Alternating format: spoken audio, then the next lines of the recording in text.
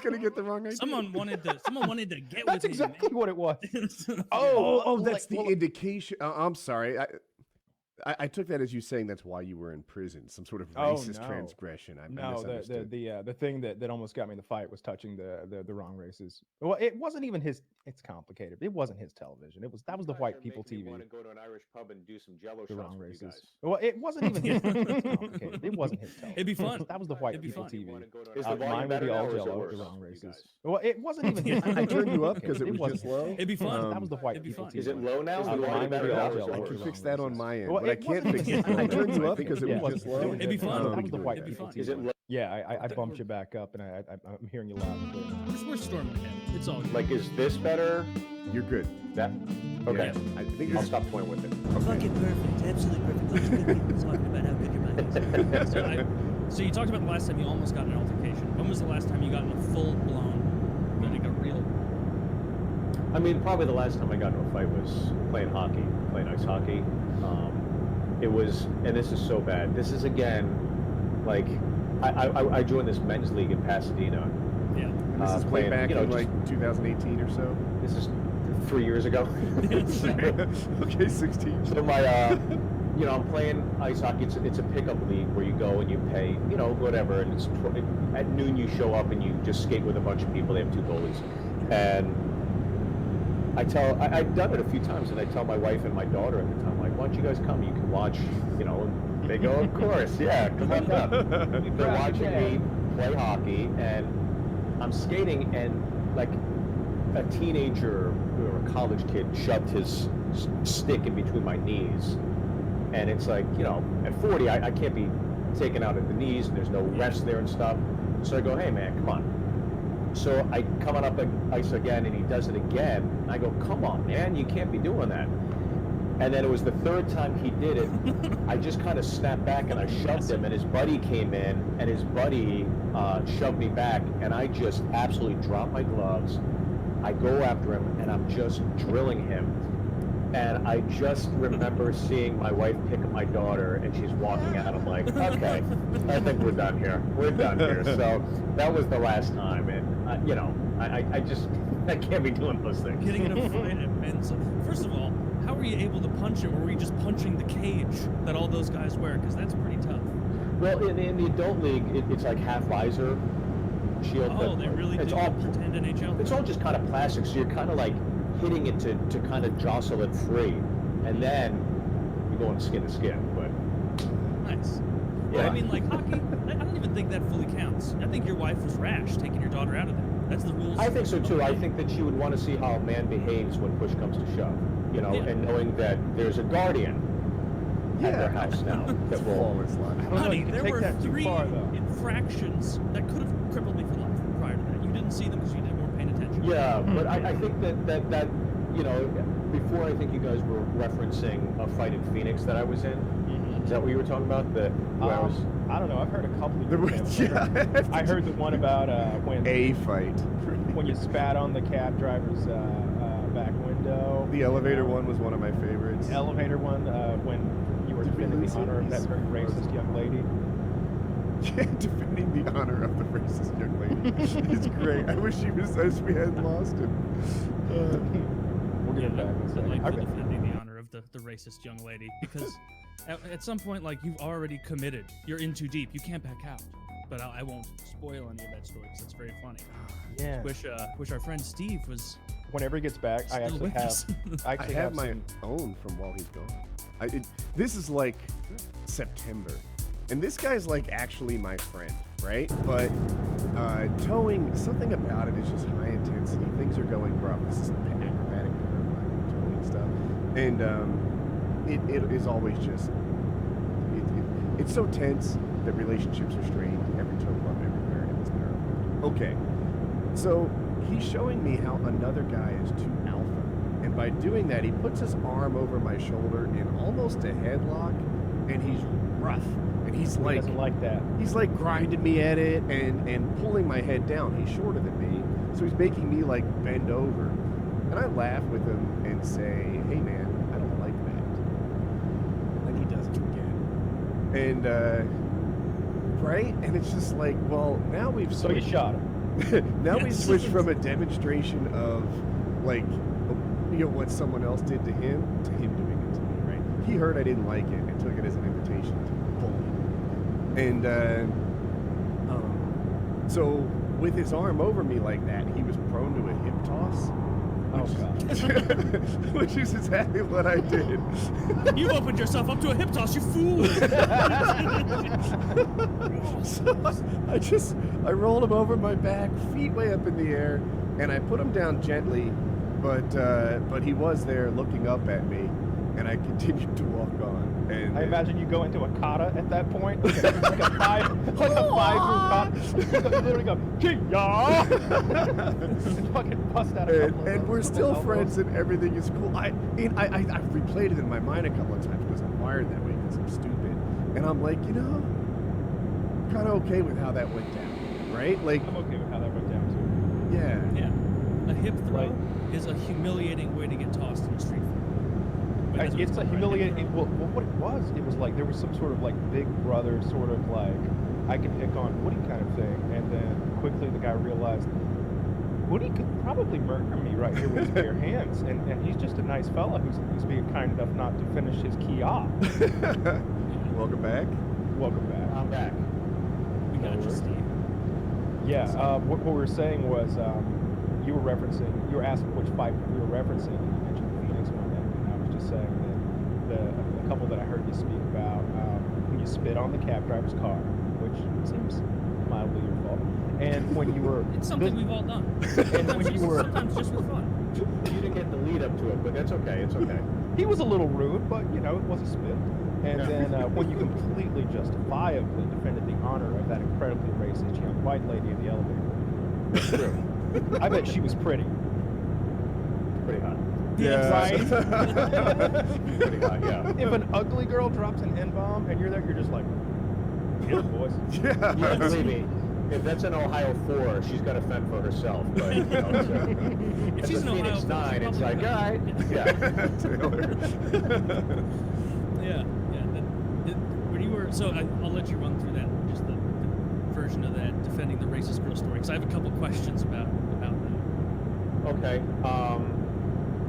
Yeah, so basically what happened was I did the show, and you're young, you're single, you go out afterwards, you meet some girls.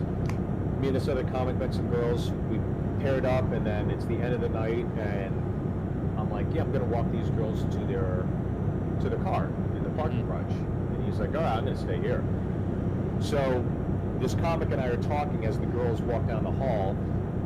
I eventually run over, catch up, and there's a guy holding open the elevator doors, and he's basically saying, come on, girl, give me your number, give me your number. She's like, we're good here. And he's there with 4 or 5 other guys, and he is African American. There's a reason I'm saying this to a part to the story. So he just keeps asking for the number, and I'm just kind of standing in the back like, all right, I guess I gotta go in at some point. So he's like, come on, girl, give me your number, give me your number. She's like, I'm not giving you my number. And I go under his arm. I'm like, look, I get it, guys, they're cute girls, but, let's just call it a night here, right? And the guy is just absolutely ignoring me. I do not exist. I'm Patrick Swayze in Ghost. I'm not there. And he keeps talking to this girl, and he's going, come on, girl, don't you want to hang with this bling? Don't you want to hang with this bling? She's like, I don't want your bling. You're not getting my number. His buddies start tapping him on the shoulder like, come on, buddy, let's go. And then he says it one more time, and she goes, I'm not giving you my number, you, and then she drops the N-bomb.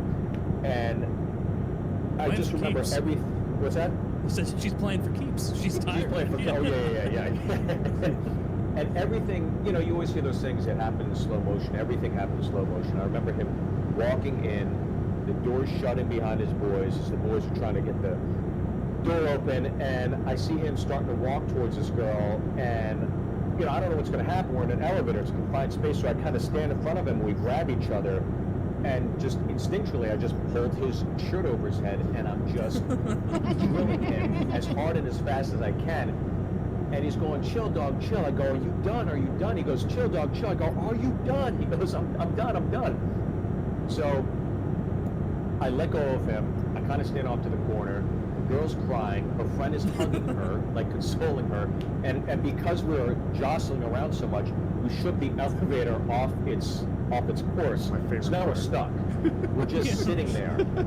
So these girls are crying. I'm standing there. The guy's pulling his shirt over his head. He's a little banged up, and I just remembered Sarah Smiles by Hall & Oates is playing. And I'm like, well, I'll never forget this song. And then he keeps like looking at me, and he's just staring at me. And I'm thinking, he's going to take another pop, so be ready. He's going to hit me again. And he's looking at me, that I'm not even going to pretend I'm not looking at him. I look back at him because I'm waiting for him to hit me again. And then he just looks at me and goes, have you been on BT's Comic View? I was like, yeah. He goes, you did that Bruce Lee Kung Fu bit? I go, yeah. He goes, what are you doing in town? I go, I was at the Improv tonight. I'm doing a show with a bunch of my buddies, and that's how I met this racist in the corner. So he starts laughing. She kind of chuckles, but she's distraught. I don't even remember talking to her after that. And next thing I know, you hear a boo, and the elevator goes back, and we're going up. And as we're going up, I'm like, yeah, if you want tickets, I'll get you and your friends tickets or whatever. He's like, oh, thanks, man, that's cool. The doors open, and as soon as they open, I just get bum rushed because his friends had heard everything. So I get pop, pop, pop, shirt ripped. And next thing I know, the hotel desk clerk comes over. He goes, I called the cops, so you guys hang tight. They didn't hang tight.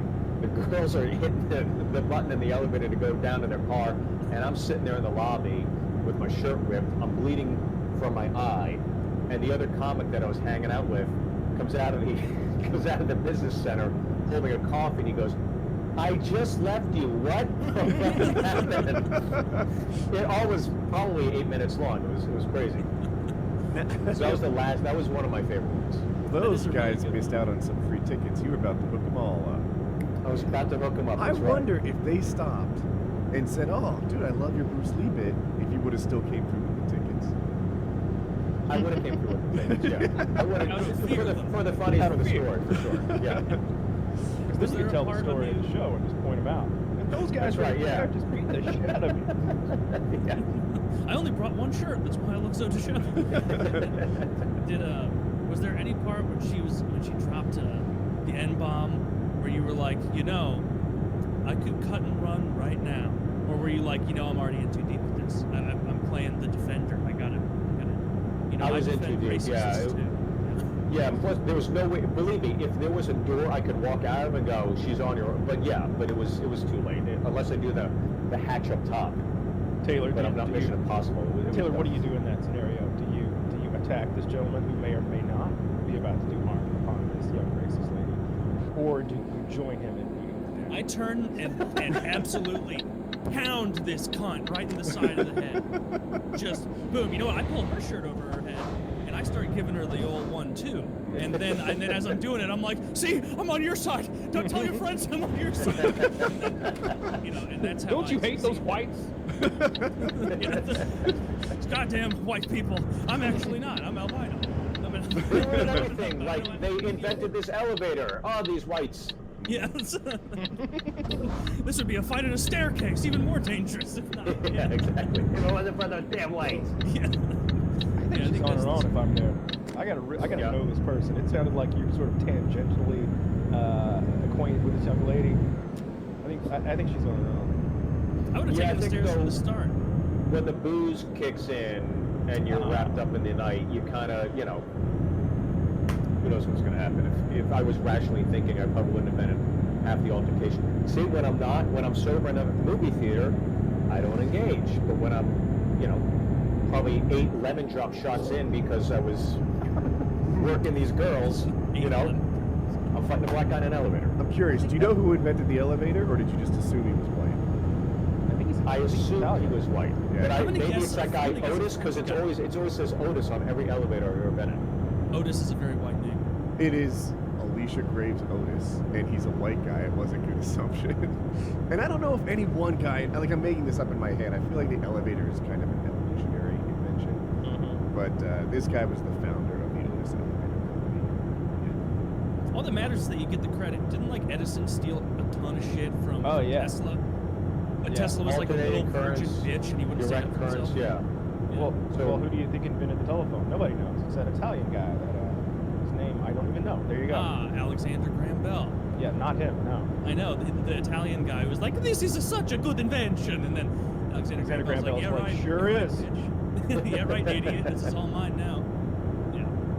Elevators are areas that are prone to physical violence. There's something about the elevator, something about that you can stop somebody in their tracks. I mean, you can't do that with stairs, really. You just keep going, you know. And an escalator, it stops for no man. But something about an elevator where somebody can just go, nah, you're going nowhere.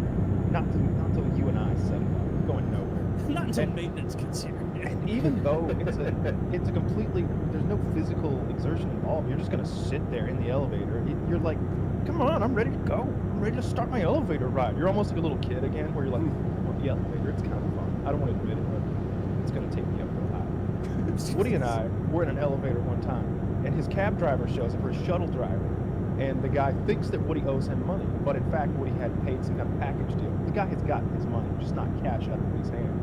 I thought we were about to do battle right there in the fucking lot, and I was down. You I was. wanted to beat that You guy were up so much. down. I was so down. I did not like him talking to you like that. I was so close to attacking that man. in that It was fucking $20. Los It Angeles wasn't a lot of lobby. money, and we both felt like we were right. Machinima had paid for my shuttle. That was the school, but he felt like I should have paid for my shuttle, like there with cash, and there was some sort of confusion. It is conceivable that he's right, and Machinima didn't pay. Like maybe he said they were arranged, or who knows? Sounds like them. right? But you know, to my knowledge, he had already been paid, and I wasn't on the hook for this. And it was $20. Do you fight over $20, or you just Yeah. whatever? I guess you It's do. the principle. It's what it It's is. the principle. It's the That's principle. right. I almost wanted to take a 20, rip it, and throw it at him. And I was so upset about the principle of the matter. Him like fucking holding that door and like he put his foot in it. Yeah, and like he just didn't want us to go anywhere, and like what if I took a 20, bolted up, and like jump shot it to him or Yeah. something? And he stood no chance. That was the other thing that was a little infuriating. It's like, Either one of us would have won that fight, let alone Oh, both yeah. of us. yeah, Was he short and or fat? he was He older. and He was shorter. probably like mid 50s, maybe 50, 55, and out of shape, and like stinking of cigarettes. And it's like, you're gonna get your shit pushed in, old man. Like, you're gonna Yeah, get yeah. fucked right here in the lobby, and we're gonna be up in our rooms, and nobody's even gonna know who did this to you. Nobody's gonna care because you're ugly. Except for these That's all elevator like smoke. cameras. Yes. Except for the cameras. The fact that we're Kind of mildly right, though, famous. or was he definitely in the wrong? He was From his perspective. We Oh, both he thought thought we he were was right. right. Everybody thought Yeah. they were right in this. You know, I Yeah, guess got that's it. how it normally goes. But yeah, he felt like I hadn't paid him, and I felt like he was asking for double pay. Yeah, absolutely. Yeah, fuck that guy. I'm still mad at that guy. I take little slights like that very seriously. Like when you told the story the other day about the gravel guy who is on your payroll technically. He's a subcontractor of your contractor, and he's like not gonna move out of your fucking way. Like I'm getting like red in the face. He needs a yeah. Steve.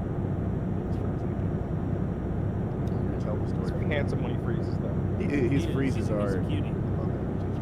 My freezes, I look even uglier than. he's They're never an coming. LA6 with Frozen, which is Type, right? When I freeze, I'm never like, right. like it's always like on a sneeze.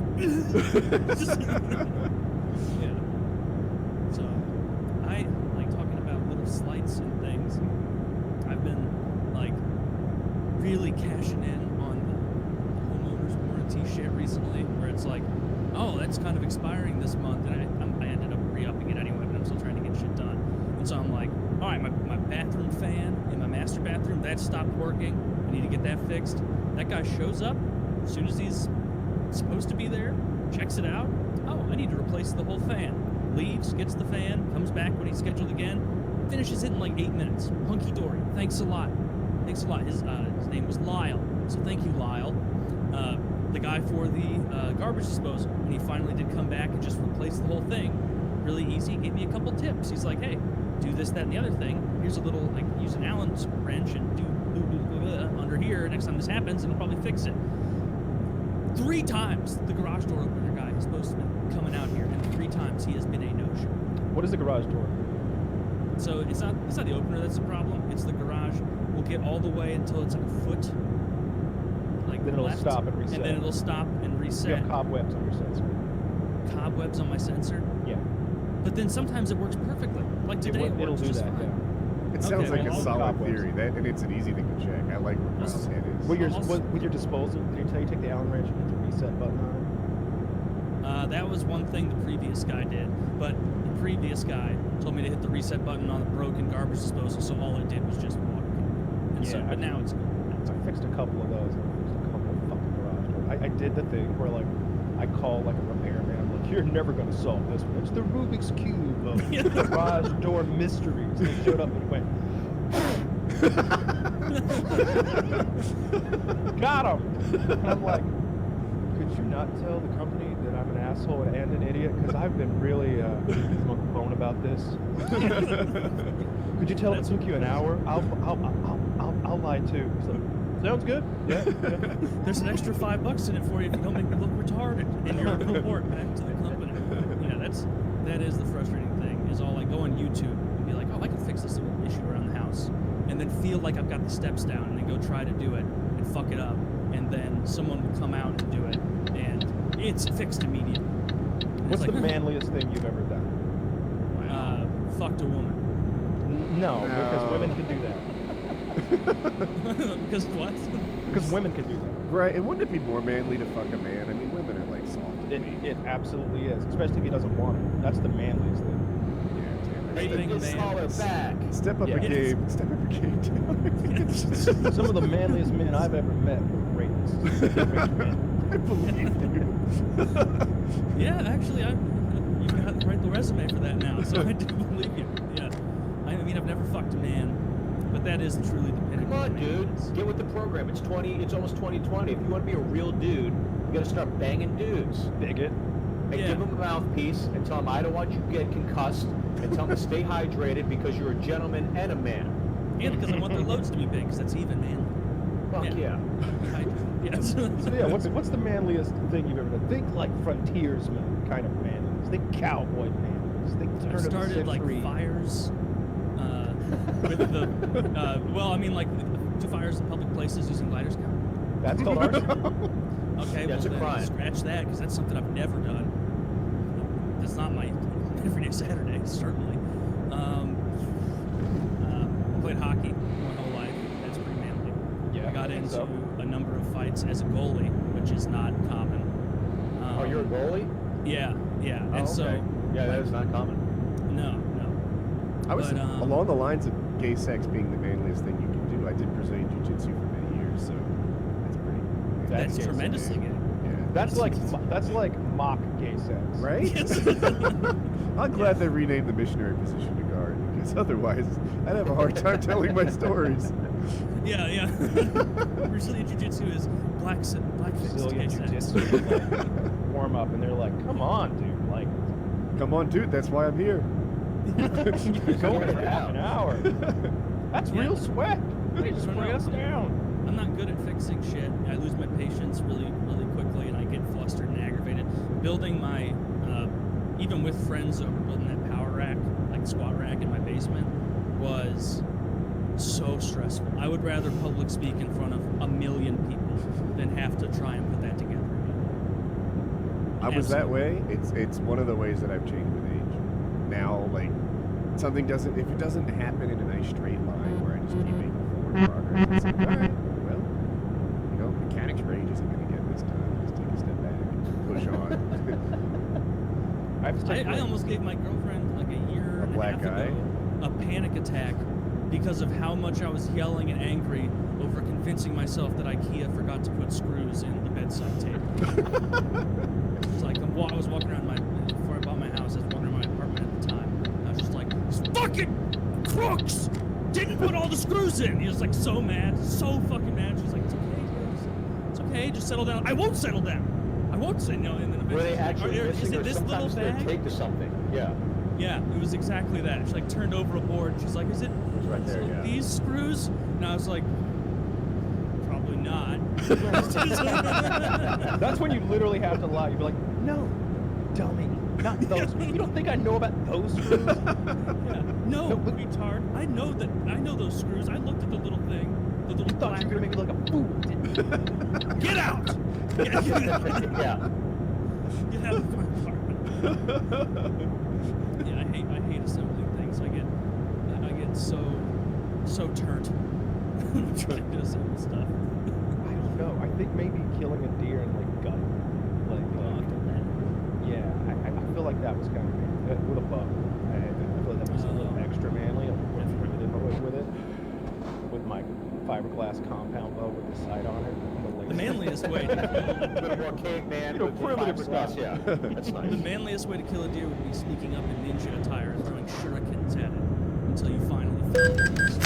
I wanted to do that so fucking bad. I wanted to do that with I wanted to jump out of the helicopter. I wanted to wound the pig from the helicopter and then fucking hover low, and then I had this big fucking Rambo to jump on it and fight it with the knife. Well, I'm that's glad how- you didn't, because now we have this nice podcast again. Well, I eventually did. I eventually did fight the pig with the knife. Just not from the helicopter. Not from the helicopter. Did it know it was fighting? Oh, it definitely bit me. Oh, that's one of those bipedal creatures that brings food to. Oh, he's got a big shiny piece of food for me. Stabbing How this fun thing. would that be if I fought like a domesticated piglet? Yeah. I did battle with a boar, no big deal. Or like those pictures where it's like the Trump sons holding like an elephant tail up, and like I have no problem with that. I always want to know the full story, as right? long as you get to eat all the elephants. You assume that you just killed like mama elephant from this field of elephant families all together in the herd, etc. It's often not like that. It's often like this one's been designated a problem or old or disabled or something. Now we're allowing a hunter to go get his prize, and the money he pays for this funds this wildlife preserve.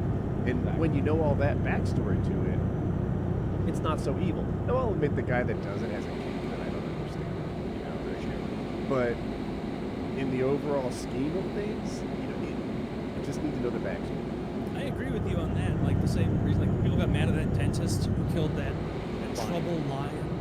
Yeah. Yeah, These sort of line, yeah. What was the troubled lion? I didn't know. Well, like it was just like you said, the like old Problem elephants lion. and old male lions. Like a new young male will try and get in to make more babies, and like sometimes the old, just strong enough to cause problems for the new incoming male lion, will like fuck them up. And so the people on the preserve will be like, yeah, okay, old Ted right there, you can shoot him because he's kind of just a nuisance at this point. Cecil, that was his. Cecil. When yeah. they fucking give the things names. That's when I feel like it's a step too far. Like you think his name was Cecil? No. Give him No, numbers. give him numbers. Yeah. Dehumanize them. 127 had to die. It's a program. An we're American operating. dentist shot down number 37 today. No one cared. Like, Yeah. fuck Yeah. those lions. I Fuck don't think those anybody fucking would have cared lions. about that Harambe shit if it was just gorilla number 3. All right, now the Harambe thing, it's a little different, right? You should be it was mad at the guy who jumped in, or the I am parents mad at let the their guy who kids jumped jump in. in. I think it was a kid, right? Like some negligent parent had their kid. Be mad. I don't remember in that case, but I know like recently there was some like drunk lady who like jumped in with some wild animals, and I don't think they had to like put any animals down, but like that was what could have easily happened. Steve, what would be more troublesome for your career? If a photo of you prize hunting, like the Trumps came out, or a sex Yeah. tape? I Or a think sex tape? Well, a sex tape would be embarrassing. No one wants that. No one wants that. No one would even. Who would even click on that? Who would want to see that? There's no Asians in porn, so no, fuck no. Probably yeah. Probably me killing like an animal because, especially in Hollywood, I mean, it's very, very progressive here, so you couldn't do that. If I lived in Nashville or Texas, I wouldn't give a shit. But I've never been hunting in my life. You know, duck hunt on Nintendo was the last time I probably did anything even remotely close to it. But I'll count Surprisingly realistic. it. My talk laughs at me too. It's funny, all the places we're from, nobody would give a fuck about it. They'd be like, well, what'd you get? Yeah, I don't know. I do look down on it. Like I think I agree with Woody pretty soundly here that like I don't understand why you want to do that, but I do think that in the end it's often a good thing for the animals and for like the species that it is done. The only I think if loser in you're this hunting situation is for- Cecil. Yeah. yeah, if you're hunting to eat, or like my father fishes all the time, whatever he catches, he eats, and what he doesn't think he's going to eat, he puts back in. So I get that, and like my wife's fathers from Minnesota. They go hunting all the time. They make their own beef jerky and all that stuff. And I get that. But if you're just going out to like kill an elephant just to say you did it, like to me, I don't understand that. Why not just let the elephant go to a zoo or just live out its remaining lives instead of just like you can say you killed it, and then next thing you know, you're at a Chili's in Africa, and eating ribs and riblets. I don't know. I don't understand the pleasure. I don't understand the motivation of the people. You know, the way to fix this is to make it so that trophy hunting can only be done with swords. And then people are really going to question whether or not there is Old timey methods. Well, I think the way they used to kill elephants and stuff is they would like drive them through cliffs, like into pits and stuff like that, or into like a bog or something. Slowly spear. That's a lot meaner than a gun. Yeah, it is. Is it? Okay. How quickly does a gun kill an elephant? I mean, if it's an elephant gun. Yeah, this is something I don't know. Like Yeah, even I don't an know elephant either. gun. I think it really depends on like one of the things. The last time I saw an elephant gun was like in Elmer Fudd had like that big one that looked like a foghorn or something. Yeah, that was like an elephant gun. Yeah. Well, they have them. There's that video online from like 2006 where it's a bunch of like Middle Eastern guys who sheiks can't and handle it. princes and like Middle Eastern guys who Yeah, what are gun is shooting that? I this, feel like it's and not it anything you know. 5.77 flips T-Rex. up because it's so powerful. T-Rex. I was gonna suggest that. Yeah. And Yeah. have you ever shot anything in that class? If you don't know, Yeah. Kyle's an expert on guns. Is it? Yeah, I have.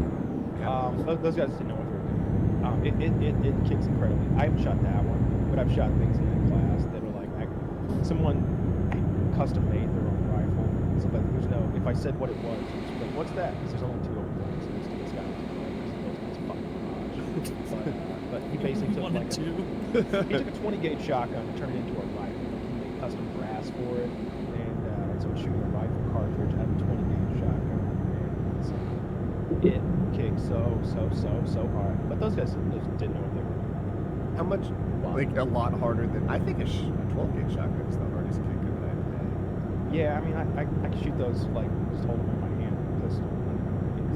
That's nothing. I would say that the thing I shot was more than 5 times more than 12 gauge, maybe 10 times. I leaned all the way forward. Generally speaking, you put quite a bit of your body weight percentage-wise on the front foot, sort of lean forward. I put 95% to the point where I'm just sort of rocking forward on my front foot, and it rocked me all the way back, and it really hurt. I shot it 3 times, and I was blackened. I was on a USO tour, and we were going in a Black Hawk from one camp to another camp, and they have those big gun mounts, on those things, and I don't know what the gun was. I'm not It aficionado. looked like in the old terms of- time one, a minigun. No, like it had a handle here and a handle here, and I think a trigger here. And he's like, "You want to shoot this thing?" I'm like, "Fuck yes, I want to shoot it." So he's like, "Just hit any of this. It's just sand. You're flying over the sand in Afghanistan." So he's like, "Just hit the sand." So you're hitting the sand, and there's such a kick. You're just rocking back and forth. I'm sure if you have more experience, they know what to do. And you're just seeing the sparks tinge off the sand. It was really cool. And then, like an idiot, I go, "Hey, could I take my shirt off and have somebody videotape me like Rambo?" He goes, "No, man, you can't take your shirt off and shoot the gun." And just like a typical guy idiot, it's like, I wanted to do the Rambo shit where I was oiled up. Ah! I thought that'd be kind of cool. And he's like, "No, I let you shoot the fucking gun, you idiot." All that would do is just really highlight all my trouble areas. Right? Me too. Like, oh god, my belly's really getting up. It's vibrating. I don't want that at all. Right after the start. That was probably a 50 cal. It's probably a Mongoose. Yeah, probably a mud. That'd be my guess too. Mongoose. I've been Mongoose 50 I've been running every day lately. I'm doing this thing we run a mile a day for 30 days. All right, and like my skin almost shifts like in a different cadence than me. I feel like who's the guy from? He's like a lobster person. Fry is in the show from the creators of The Simpsons. Yeah, the lobster guy from Futurama. Oh, Yes. Zoidberg. Dr. Zoidberg. Zoidberg. Dr. Zoidberg. I don't know what I really look like, but in my mind's eye, it's Zoidberg with the extra skin just bouncing around. Yeah, when he doesn't have a daily. shell on. Yeah. Not It's flat. just disgusting. It's So the like worst. loose sausage casing. It's not a like good bits of thing. sausage and the casings. Didn't get enough sausage in the casing. Yeah. Put too much in some places. This is why I'm running. So we've had a number of comedians on the show, and something that I don't think we ask enough is, what was, throughout your career, I'm sure it was earlier on, do you have a specific memory of a particular show that was so much worse than any other, either from audience reception, or maybe you were too drunk, or people throwing stools at you? Who knows? Anything that really just, God, afterward you're like, I need a couple of drinks to forget this. Yeah, I mean, those happen. But I think especially early in your career, you don't have the arsenal of weapons to know how to pivot. When you're starting off, there's one gear. It's like, I'm here, this is what I'm supposed to say, and that's kind of it. And the older you get, I think the better crowd work you get. You can improv, you have go-to bits, you have bits that will correlate with what somebody's saying or addressing in the crowd. But yeah, I've had some fucking god-awful shows, really bad shows. Actually, one of them was at the Comedy Store. This is one of the last fist fights I was in was, I was at the Comedy Store. This is when the Comedy Store was dead. Nobody was going. Now it's sold out. All 3 shows are sold out every night of the week. But back in the day, there was nobody going to the store. So I was there, I think it was like a Friday night. There's maybe 12 people in the crowd. You had to have 10 to have a show. And as I'm walking up on stage, a group of Asian kids get up and walk out. And there was a guy sitting with his friends, and he goes, "Your friends just left." I go, "What?" He goes, "Your friends just left." And he's eating chicken wings, and I remember him going like that afterward to accentuate the just racist diatribe. So I go, "Are you saying that because they're Asian and I'm Asian?" He goes, "Yup." And he does this again. I'm like, this motherfucker. So I go, maybe I'll go outside and catch up with them. Maybe you should join me. He goes, maybe you should. Maybe I will. I go, well then let's go see him. So I get up off the thing and I'm walking to the corner of the room by the door where it's like comes to a corner. And I walk and he meets and we're right by the door and we just start throwing down. And I am drilling this guy with everything I have, and we end up on the ground and I'm on top and I'm hitting him. I'm like Ralphie in A Christmas Story, saying all those obscenities and shit. And I remember one of his buddies went to pick up one of those, I don't know if you've ever been to the Comedy Store, they have these big, heavy, kind of old tables from the 60s that have been there forever. And he goes to pick it up, and I didn't see it, but he goes to like hit me with it, and a comedian named Brett Ernst tackled him. He happened to be in the room and was rushing in, and then all the comics came in, and it became like this comic versus these kind of like redneck guys fight. It was so fun. It was a really kind of like fun. We had some drinks afterwards, but that was one of the worst. Like I've had so many incidents where people say things, but it's again when you're younger, you don't know how to control your emotions and handle the situation, because no matter what happens, you got to be better than the situation. You got to be funnier than the situation. You got to get out of that situation with a laugh. And it's only until the last, I'd say, 6 or 7 years I started to figure that out. The following morning, when you were in the shower with the perfect comeback. Always. Yeah. Always. Yeah. Always. That's Got him. what it always hits you, right? We're in the car the next day driving. Yeah? Well, the jerk store called and they're running all out of you. So did you get drinks after that brawl with the rednecks too? No, God, no. Not that fun. Yeah, but the comics, yeah. Oh, We had some drinks and we, bonded, and it was nice to have that moment with those guys, yeah. good. The underdogs really won, because if you tell me, oh, a bunch of rednecks are gonna brawl with a bunch of comedians, I'm gonna be like, all right, all my money on the rednecks, all of it. They're gonna have. Oh fun. yeah. I mean, just what I think what set me off, it wasn't the racial thing, like you hear that all the time, but it was him eating chicken wings and doing that as he's so fucking condescending to me, like this motherfucker. That is, true troll shit. To Yeah. be like, yeah, go find your Asian friends outside. Mwah. More wings over here. Keep them coming. Yeah, that's. I asked for a soy glaze on these. You're Asian. You motherfucker! You can tell me if you can taste the soy on this. Yeah. man, you have a lot of table-related potential bludgeoning stories, more than anyone I've ever met. Yeah, you're, for those who are listening, you're not an enormous man. I wouldn't think that people would always go to the weapon, arming themselves when it came down to combat. Like maybe they would just want to fight. But it seems like everybody's always arming themselves right away. I'm definitely not a imposing guy physically, but there was one time I was at the comic strip. This is when I first was working at the clubs in New York City.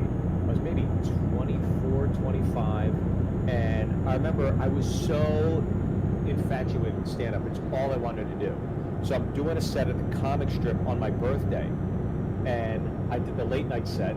So you're on after midnight, the show's over, and whoever wants to stay stays. So there's people in the audience just sticking around. And I remember this group of guys, it was like 6 guys, they get up and they're all talking about their build during the show, during my set. I'm like, guys, come on, man, can't you do out there? He goes, what are you gonna do, Jackie Chan? I'm like, come on, man. Jesus. So I keep doing my act, and then they keep talking even louder, and they're discussing their bill. I'm like, come on, guys, seriously, can you just take it out there? Just trying to work on a bit here.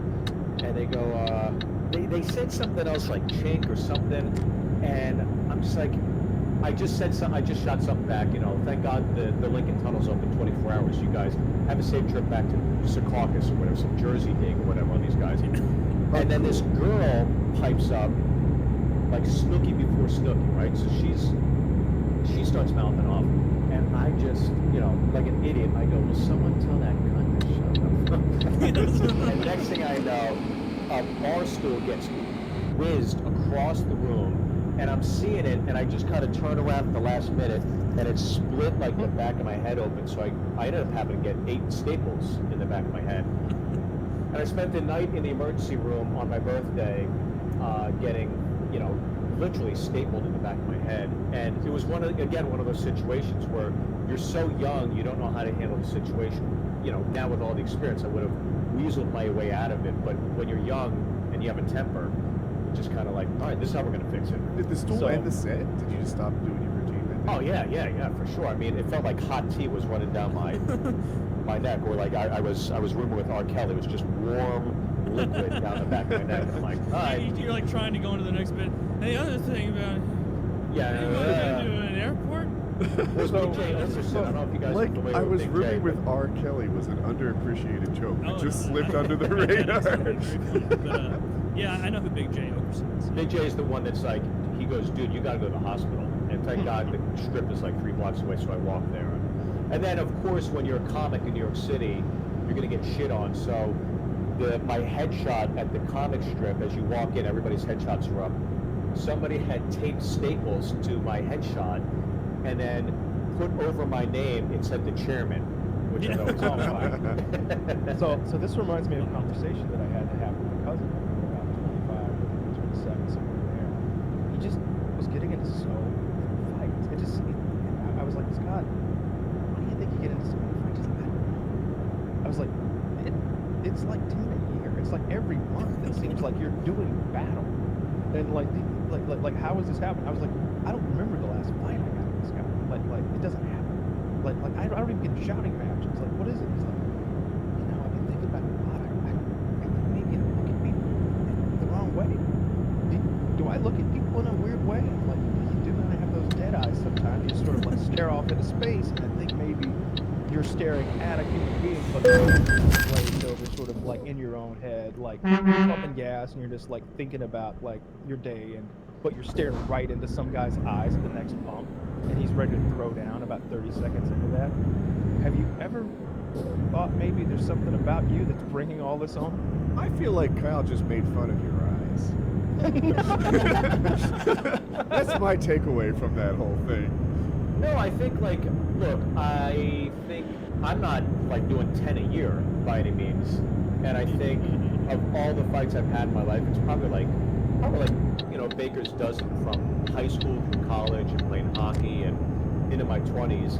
But I think when you're a comic especially, I was always like, I'm going to live it up. I'm going out every night. I'm going to do everything I can while I'm young. I always had that mentality, I'm going to make the most of every night I can possibly make. So I was going out all the time.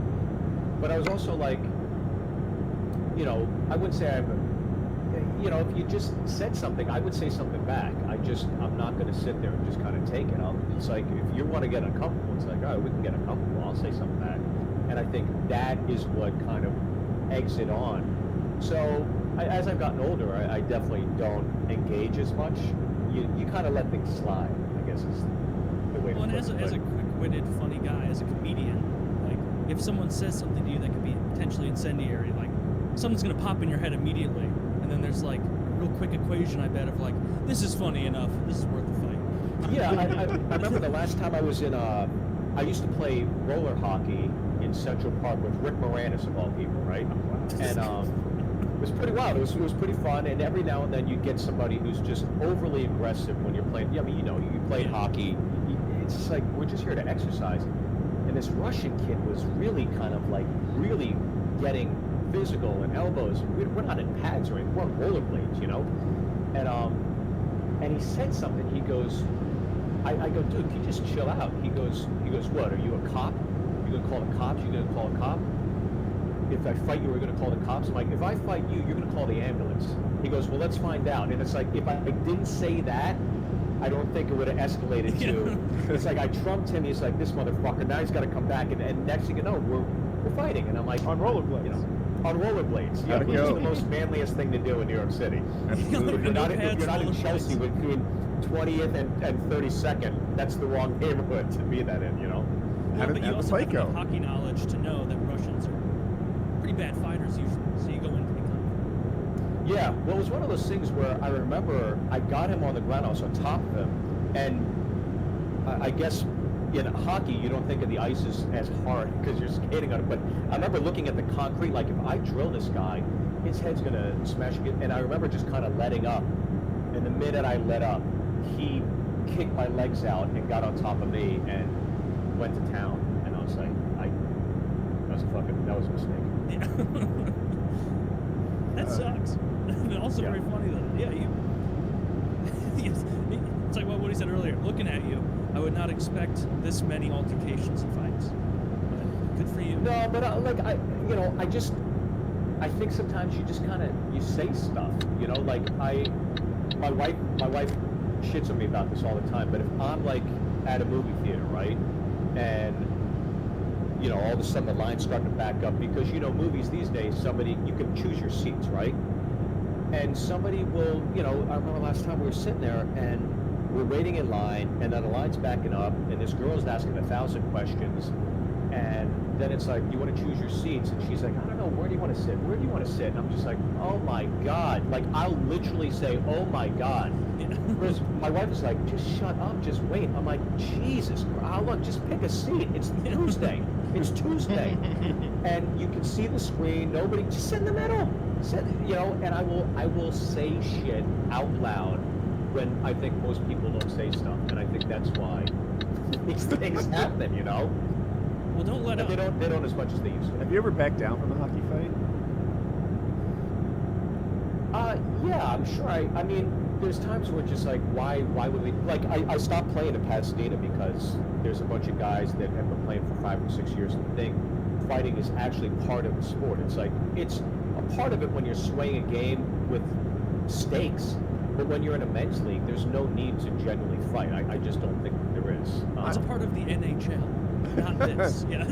Yeah, exactly. Yeah. I was in And a the men's rule, and the thing is, I mean, you know the classic. We're not playing for the cup tonight, asshole. So Yeah. let's just go out. I still don't know how I feel about this. Like you and the Karate Kid, he convinces him to do that thing because he's like, I won't Yeah. be centered inside if I don't want this fight. Well, anyway, I'm playing men's league next week, and it's a playoff game. We're against our rivals. For whatever reason, our team and this team are very evenly matched for years, Yeah. and we genuinely disliked each other. And there's a guy on the other team, and he's throwing his body around more than a no-check league should be, you know? Oh, is it a no-check league? It is. But every Okay. time there's like a battle in the corner for the puck or something, his elbows up at like neck and face Getting level, aggressive, and you know, Chippy. he's chippy, he's super chippy. And I said something to him, and we're lined up at a face-off, and we're not at the face-off, we're in the corner. If people don't know, there's two guys doing the face-off now, either side of a circle. I like what's happening. Let me get a knife and a fork because I'm ready to bite in. I like what's happening here. You won't like it though, because he turns to me and he's like, "You want to go?" He's offering me to fight. He wants to drop the gloves. He wants to drop the gloves, and the second the puck drops, stop play and engage in a fight.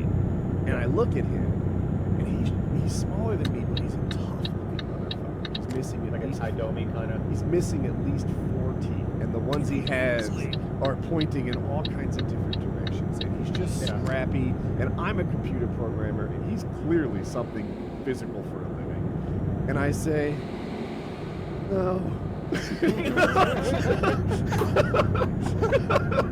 What are you, nuts? That's great. I'm too valuable for my team. I can work at 8 a.m., you asshole. Yeah, You have a That's mortgage so and a funny. wife, and we didn't fight. Yeah, that's it. I like to imagine that none of his missing teeth had anything to do with it. I think that, no, he didn't wear a cage. Gingivitis. Yeah, gingivitis. Dude, you're a fucking retard if you don't wear a cage in men's league. Like, you have got to wear a cage. You got work and shit to do. Dental shit yeah, isn't no one- covered. Yeah. I No don't one's understand anyone who picking doesn't. corners and knowing exactly pinpoint passing. The puck can go anywhere at any moment, get deflected. I saw a You girl never take know, one in the so head in I the crowd once. Yeah. Like, Sticks too. Half the Bitch, time it's a Columbus puck. died. Half the time, like my stick's on this side of you, and I want it there. Okay, that's the plan. You know, it'll catch you. Every game. There was something that made me happy I wore a cage. Sometimes it was to me, sometimes to somebody else, but every Yeah. game the league was reinforced. yeah, safety equipment is so important. Like, as a kid, you might think it's lame or whatever, but like, as you grow up, like we're working with power tools or playing sports or whatever, and that safety equipment like saves you, and you get like evidence of that, you're like, oh, never again am I not wearing these fucking safety glasses. Never again am I not wearing these gloves. Like, I don't know how many times like my eyes or my hands have been saved by unnecessary. And When with I the was in same high school- evolution. No. When I was in high school, I used to coach or be one of the coaches at a hockey camp, like a specific goalie camp. But of course, they have a bunch of, people out there, players.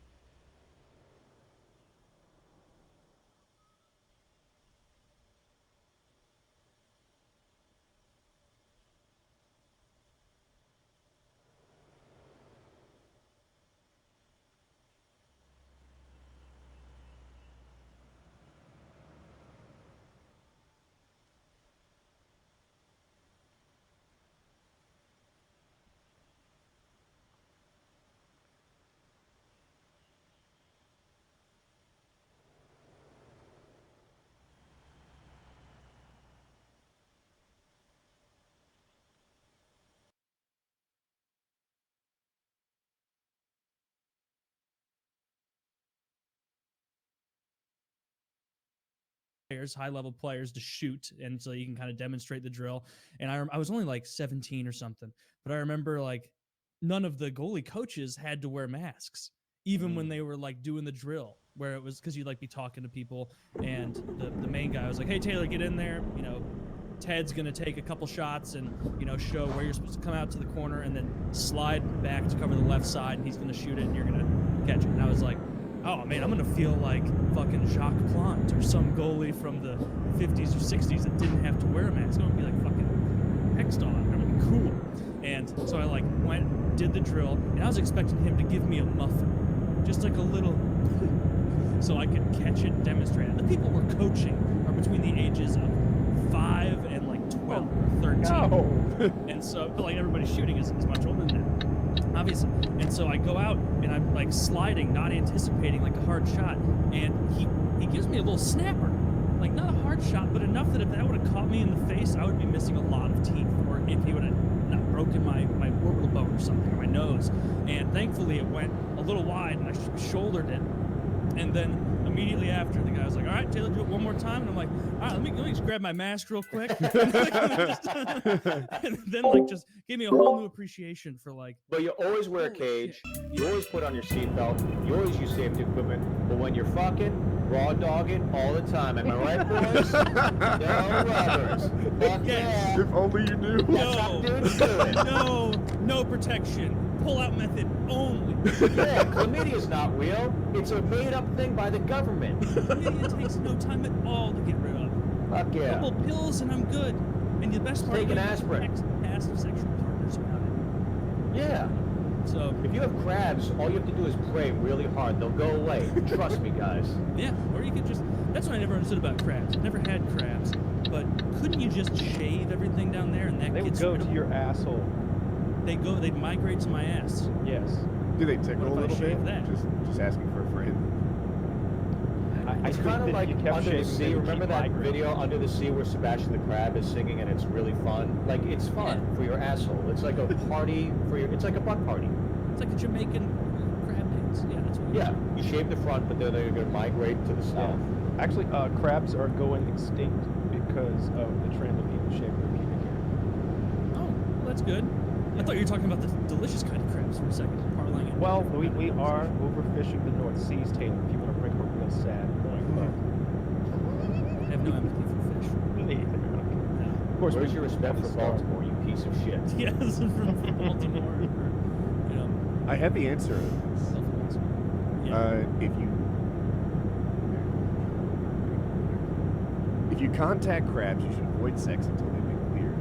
Shaving your pubic hair, whilst it might make you feel better, does not get rid of the crabs, but it does remove their eggs. The crabs will cling to you and crawl to other body hair. If you do decide to shave, do it a long while after you have applied the lotion. Then it goes on to talk about bedding and towels and stuff. But I guess it doesn't get rid of it. It still just seems like it would. You just have to shave everything. You have to be smooth. If I know anything about the environment, it's that if you ruin their habitat, they go away. Now, if this is a retarded question, I'm just joking. Are they the same thing as lice, or like a slightly different kind of lice? I think they're usually called like pubic lice. Yeah, that's what I was wondering. Are they the exact same shit, just on your I don't think you get crabs from sharing a baseball hat. Is that what you're asking? I don't know. I don't think so. People don't get Yeah. crabs. Yeah, your girl lied to you about the hat thing. Taylor, pubic lice are similar to other lice. Yeah, according to this website. Remember that GIF I sent, Kyle, that really grossed you out of that kid in like a third world country having that fine-tooth comb run through their hair and there's just piles of lice that come out? Yeah. You've linked me videos of people shitting in other people's mouths and the lice that got you. Yeah, because like everybody poops, but that kid had a whole ecosystem living on his head. Yeah. That's just kind of the wonders of nature. You know, there are a lot of animals that I think we should be proactively trying to make go extinct instead of trying to save these animals. Like certain What's kinds your of number turtles. one on the chopping board? Mosquitoes. Oh, for sure. Lice. Like, they're mostly Wasps. bugs, I guess. Wasps. What are maybe cats? I'd be okay with cat. I'm going to a friend's silly sweater party or whatever this weekend, and they have 2 cats at their place. And I'm not even that. I feel like everybody is at least a little bit allergic to cats. Like, at least a tiny bit. If you're fucking around playing with them and, like, you're going to actually touch your face, like, you're going to start to get swollen a little bit. Like, I don't even consider myself that allergic, but God, that's going to fucking suck. Do you have sneezing. Do you have an ugly Christmas sweater? I do have one, but I don't know where it is, and so I'll probably have to order another one on Amazon. I bought my first one this year. I bought it online, and I thought it was hilarious. It says "Pitter patter, let's get at her," and it's a picture of the Letterkenny guy, like just his rolling up the sleeves prior to the fight. And I'm like, fuck, I love that. I found my ugly Christmas sweater. It arrived so disappointing. Hilariously, like, expectations versus reality. It's not even a sweater. Like, it's not. It's a long sleeve shirt. It's a long looks like a sleeve sweater. shirt with the print on it, like so that they fake sweater in the online picture. I checked the online picture again, expanded it, and saw that sure enough, they showed a better version of it. My print job is not nearly the level of what it was on the online site, but if you look carefully, you can see online that it wasn't a real sweater. They fooled me. I Like bought the it. print has knit, like Yeah, knitting. yeah, like, there's in knit it. print on it. And I was like, I'm going to buy this. It's going to be hilarious for our PKA Christmas episode. And I'm still wearing it, but more as a joke of what an idiot Were there no warning flares at all when you only had to spend $5 on this sweater? I am. That is a good point. I said, shipped straight from Guangzhou in It- 3 weeks. They just got me. It was a damn Facebook ad targeted to, I guess, retards. And I'm like, oh, this is perfect. I need this for our PK episode. I bought it. It wasn't like a website that I know. There were no reviews on the site. Like, if it was Amazon, this thing would be 1-star out the wazoo. But I can't even name this site. It's a mess. You know what? I gotta tell you, you gotta let it go because I see you harboring hate. You kicked over the Christmas tree behind you. You just got to let it go, okay? That's a still protest raging. of Christmas as a whole. He's a happy holidays kind of guy. It's Kyle the- and I, hard and fast in the Merry Christmas guy. Yeah, it's my liberal streak. It's my war on Christmas. You'll see the casualty Fuck yeah. behind Yeah. me. I want a real war on Christmas to start so that all those complaints make sense. Like a real parade out there where they're like, fuck Christmas! And then finally Fox News can be like, take a look at this. You know? Antifa burning Santa Claus in effigy. Bunch of, like 5-year-olds questioning their sexuality with full support of their parents. Like, Yeah, yeah, that's what you We've started harming theirs. yeah. Part of the parade.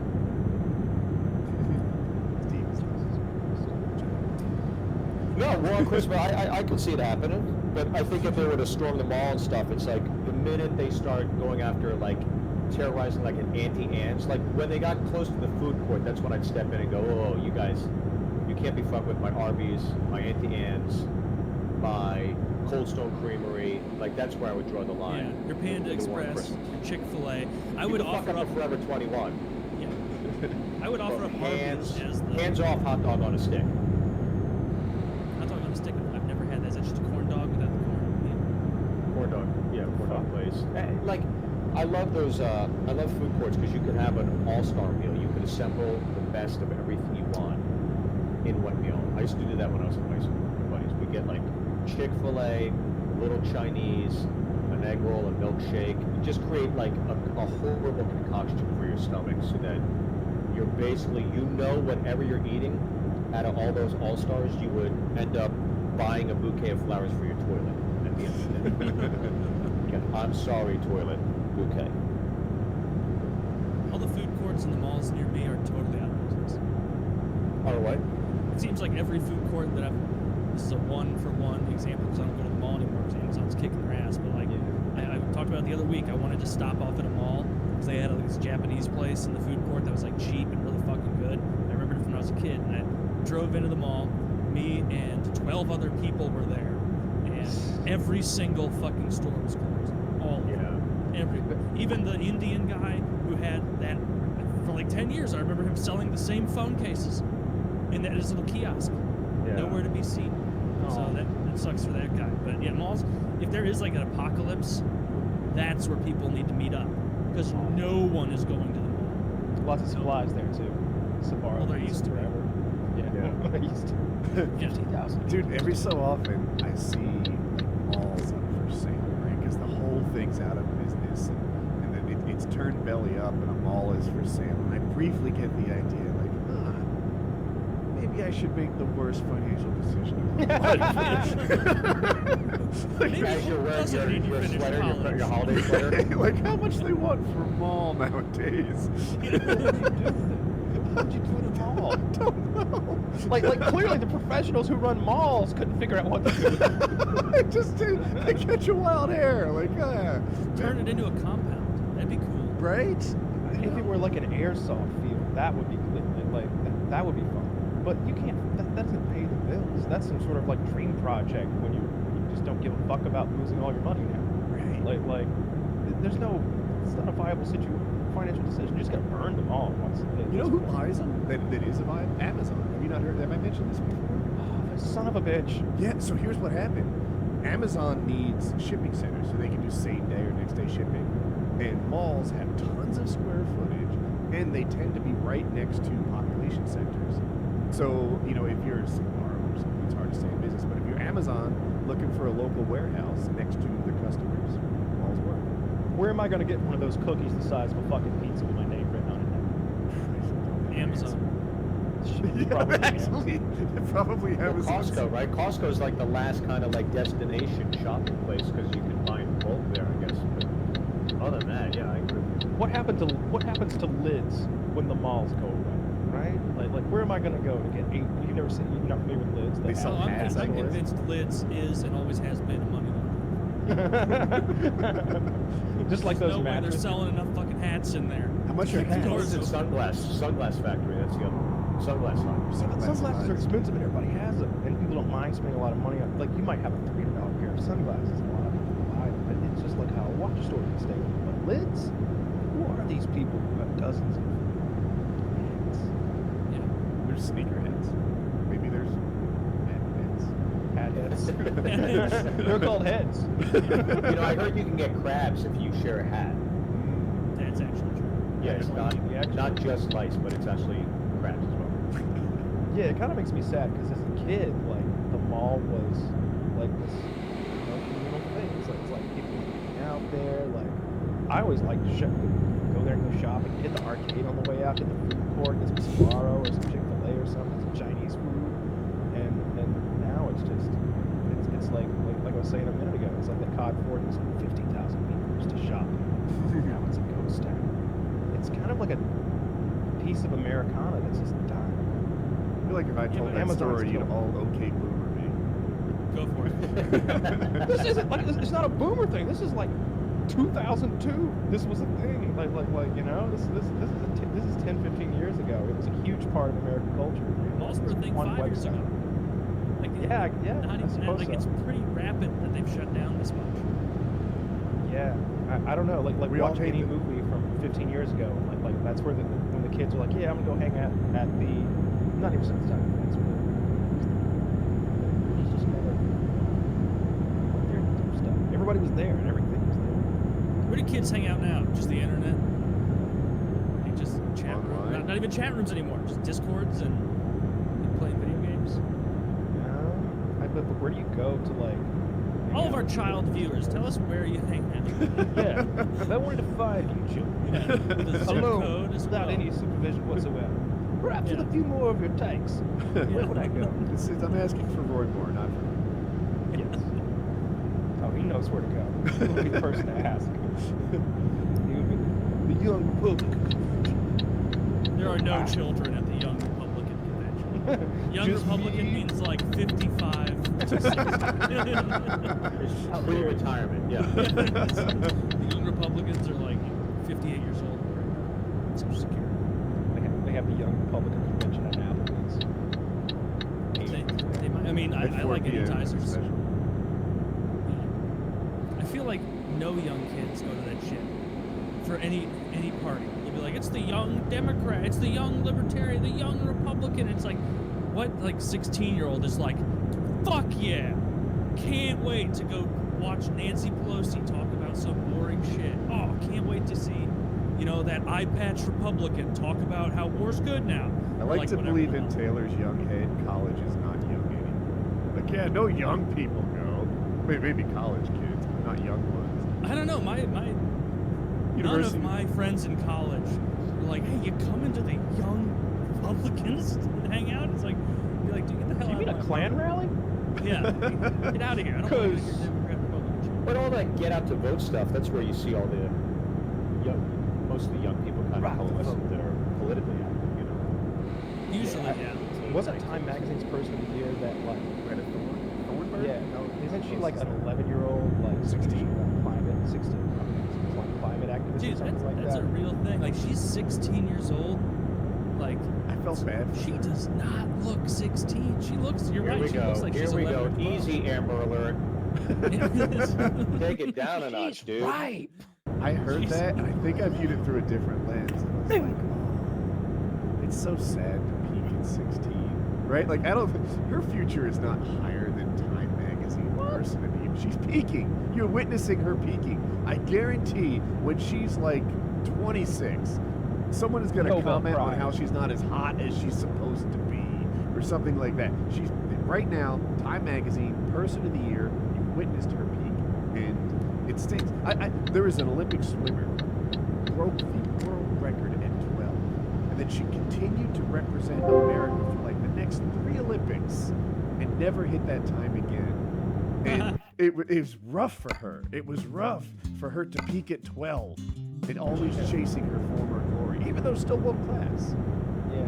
Yeah, but she'll do some Al Gore documentary that wins an Oscar, and she'll be doing all these global summits and stuff, and be at the forefront of that, and be on CNN probably every year for the next 15 to 20 years. I think her name will get bigger and bigger, and she'll be associated with Really? more, and maybe her own charity or foundation. Yeah, she won a Maybe. Nobel Prize or something if she keeps this up. You know what's sick is like, I would have been all about whatever cause if I got to skip this person. Well, I'll tell you It what's sick. doesn't matter what it was. I'll tell you She what's sick looks- is looking at a 16-year-old saying, "Man, she doesn't look 16. She looks way older and way hotter, and I would totally bang her." We heard what you said. No, you're getting the exact opposite. I said she looks like she's 11 or 12. Like in the sheet. Even better. Yeah, yeah. Even better. Taylor's like, dude, she's pretty hot for someone who's half hot. That's Jesus Christ. Yeah, no, that, like it just. Should we let you go so you can watch some more Woody Allen movies? You fucking perv. Hey, I'm a Sick Roman Polanski bud. guy. You know who I thought Yeah. should have been Time Magazine's Person of the Year? Hong Kong people. The Hong Kong protester. That was hot. Yeah, like they do that sometimes collectively. One time when the internet was making us put a beer on it. I was hoping they would have put the Bagel Boss on. That would have been hilarious. That would have been great. Time Magazine's Person of the Year isn't all those people in Hong Kong. But it's only from here up. Yeah, it's just That's what it's all about. it's only the funny one. That is so fucking good. Let's get Time on the phone. Yeah. We had him on the show, and he is unhinged. Yeah, we had him on the No. show. He's sitting Yeah. pretty sane. That's crazy. No, the Even whole more time, Yeah. I just made short jokes. He got up, dude. But like they all went subtle over ones. his head, so it was okay. See, Yeah. that's the kind of joke he made. You know? He- over and over stuff like He that. caught on when you said that he was a down-to-earth kind of guy. Yeah, I think He definitely caught on. Like, well, we know you're short on time, so. Yes. It was so I think bad. he had a stroke. Just a Wait. little one. Oh, God. Yes. Taylor, I can't tell. Was that a joke? Do you think he had a stroke, or am I not getting Maybe I made that up, but I'm pretty sure he did. I'm pretty sure he had some sort of medical problem. it? I Yep, like. did a stroke. Did he? Big fact That sucks. Now here we are laughing at it. But yeah, dude, his whole thing was like he was pretty convinced he was a pre-millionaire, like based on this big altercation. He was about to cash in. He'll be laughing at women who don't like him from his yacht. He literally said that. He's like, and now when I got my yacht, none of you bitches are coming on board. It's like what a God's That's right. name. Now we're that I'm talking rich and powerful, I don't want to get laid. I don't want to be asked. I just want to jerk off on a yacht by myself and say, "See, it is what you're fucking missing out on." That's why you get the yacht, asshole. Look at the thumbnail. Look at the thumbnail, Taylor. How do you no, feel now now? I feel bad. Oh, I hope he's okay. He's on the breathing machine with wires and tubes everywhere. I thought, But he's on a yacht, though. He dreams. Someday, That's someday. in his head. Right now we now. know what he's spending his money on. Well, shit. I hope he's okay from that. That sucks. I'm like, I wonder how bad he is. They're putting like this positive spin on it. I It's like went when in Fidel there. Castro fell down the stairs and everybody was like, "Oh, I hope he's no, fuck him." Thankfully, the fall distance saved his life. You know, that's not Yeah. even a talk around. Yeah. So yeah. He lost feeling on the left side of his body. Shannon went in there, said hello, said, I'm sorry this happened to you. And he was definitely aware, and he responded with his hand. That's like, I don't know, to me That's pretty basic stroke, right? Like you always go numb on the left side for a stroke, right? Yeah, I'm not positive. I think that does seem pretty common. I just, if someone's like, hey, you know, it's not that bad, he seemed aware and he responded with the hand gesture motion or grip Yeah. is how I interpreted it. Like that's pretty low bar. It doesn't sound good. Right? Like, how's your mom doing? Oh, she's great. She winked at me yesterday. Yeah. yeah.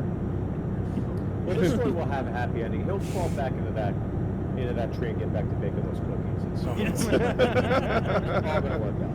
Yeah. It'll work out. He's missing so much work with the Mandalorian out too. There's something like Wait, help he me was out. gonna be Baby Yoda, and I'm sure there's an Ewok episode coming out. Like so many. He was jobs. actually every single one of the Jawas. All of them, yes. Yeah. There's a They just GoFundMe cloned him. page to support it, and it raised about $1,400. Oh, that's not enough if you have a stroke in the United States. No, You can. That won't fix a cold. that's what they charge for an aspirin at the That's the ambulance ride. It literally is. Yeah. Yeah, I think it's 1,100. I want to say. It's over. It's absolutely over where you are, and the distance, I suppose. Too. Well, he I know lives in New York, right? So probably. Oh shit. Oh god, yeah. Has anyone here Well, ever it'd been be- in an ambulance? No, I don't think so. I got oxygen out of the back of it. Oh, like stealing it? Yeah, they weren't looking. I had passed out. I was just 302 for me. Fucking retards. Carried it away. They just leave it here unlocked. When I broke my ankle or whatever, it's just the ambulance is already there. There's like ambulances already there. There's baseball game, just like sat in the back step. And I went, there was like an emergency ride from sirens and everything for the testicular torsion I had as a teenager. I like the story. Yeah, and when that guy broke my nose, What's that game that you play on the playground where you got the pole and the ball that's hanging from it? Tennis Like, ball. Yeah, that's always what I imagine when you talk about your testicular torsion. It's just someone with wow wow wow wow wow wow wow wow wow. You got the full rap. God, it makes me nauseous every time you tell that story. Last time you told it, I was really weird. I misinterpreted this. So I was growing. It was a puberty. I was getting bigger, and I thought my pants were just too tight. And that was the cause of my pain. Hold on, can I lie down and point my toes while you tell the story? Yeah, Yeah. exactly. Okay, go ahead. Oh, what? I wasn't gonna go into it. It would be Yeah, like what happened? the 14th telling. Ah. But yeah, I sat there in biology class, cold and clammy and white and in pain. And I thought I was, man, these pants are just too tight. I can't get the looseness I need. And yeah, No, it was a grievous medical problem. the doctor, not the doctor, the teacher had just rejected someone's like bathroom request or something like that, and it made me cautious about asking. But at some point, it was like enough of an emergency that I was going to push through that.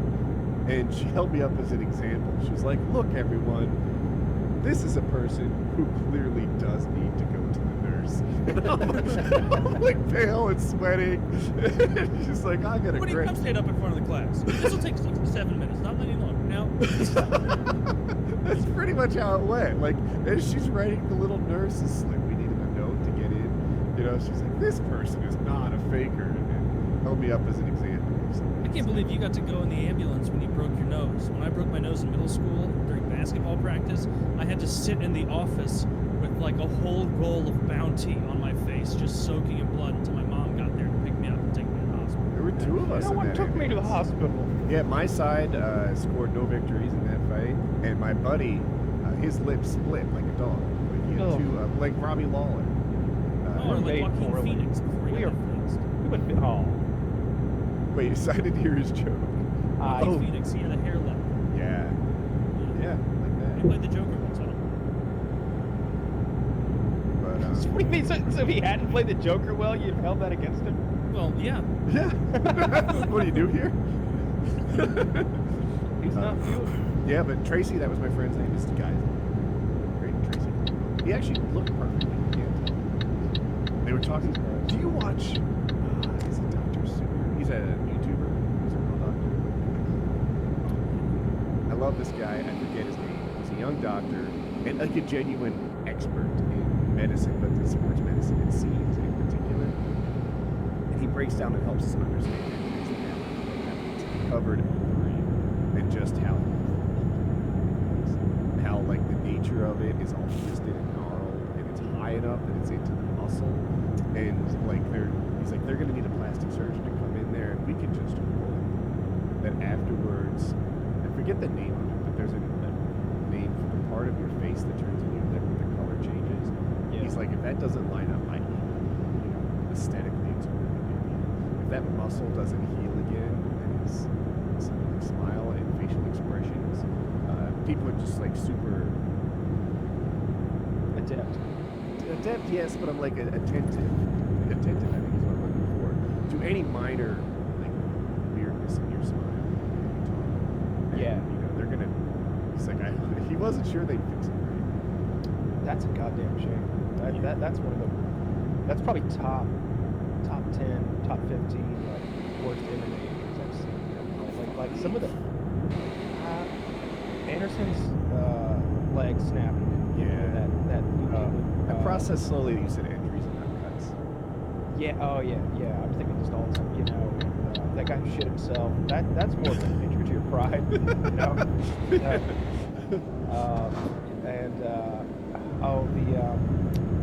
The soldier of God fucking he puts his name in the fucking forehead. Sounds like Chris White. Yeah, it was white. That looked pretty awful. Lozon took quite a fucking cut that time in his forehead, but that's stitched up nicely. Are you a That's the- UFC guy at all, Steve? Or not really? Hockey's your sport. Yeah, hockey's my sport. Like if, you know, I'm probably like everybody else that doesn't follow the sport. Like if McGregor's fighting, I'll kind of watch that. And I'll say I met Nate Diaz a month or two ago at the Comedy Store. Rogan, you know, is always at the store, and a lot of those fighters come in Did he and talk hang out. much? Nick Diaz? Nate Diaz, he was, I'll tell you, he Wait. was super nice. Did you say Nick or Nate? Nate. Oh, okay. Got it. And just super cool, super nice, very unassuming. Like, and again, like as someone who doesn't know the fighters like all those other guys do, I was just kind of like hanging out, and then I was like, oh, that's the guy that fought McGregor, and very just kind of like a cool dude. And if you saw him in person, you wouldn't think physically like, oh, that's an imposing kind of like a lethal badass. But I mean, How tall is all he? those guys. I've never seen him in person, but I thought he was pretty tall. He's a tall guy, but kind of lanky, and I guess the way he was dressed, it didn't look like he was imposing. I wouldn't say like I would be fearful of that guy. Obviously, knowing what I know now. It's a good thing he didn't talk shit. But at the Comedy Store, you don't tell. You always look at the ears. You know, that's what I learned. I always look at the ears. That's a good idea. Yeah, if I would anyone who's got cauliflower ears, I just assume don't fuck with that guy. No, my I've got a roommate friend in of mine college who does. wrestled, and he had the cauliflower ears. It was just like, I'm not fucking around. There were a handful of times, like when I went to college, every time you went to the dining hall, you got a receipt So for some reason, I don't know why, I kept all my receipts, and I just put them in my dresser. Every time I put in it, and it was getting towards the end of the semester, and I just thought, man, I got all these receipts. I guess I'll just throw them out. And I just thought, well, fuck it, I'll fuck with my roommate. So I put them everywhere. I mean, I rolled it up in his toothpaste when he squeezed his toothpaste. And I put it in his umbrella, so on his umbrella, they all fucking fall out on him. And it had been about a week, and he's constantly like finding receipts in his shoes and his socks, I mean, fucking everywhere. And he came back, and he was so fucking pissed. I remember he did the toothpaste thing, and it came out, and I think like he was like, I'm fucking sick of this shit, and he took me and put me in banana split. You know that move?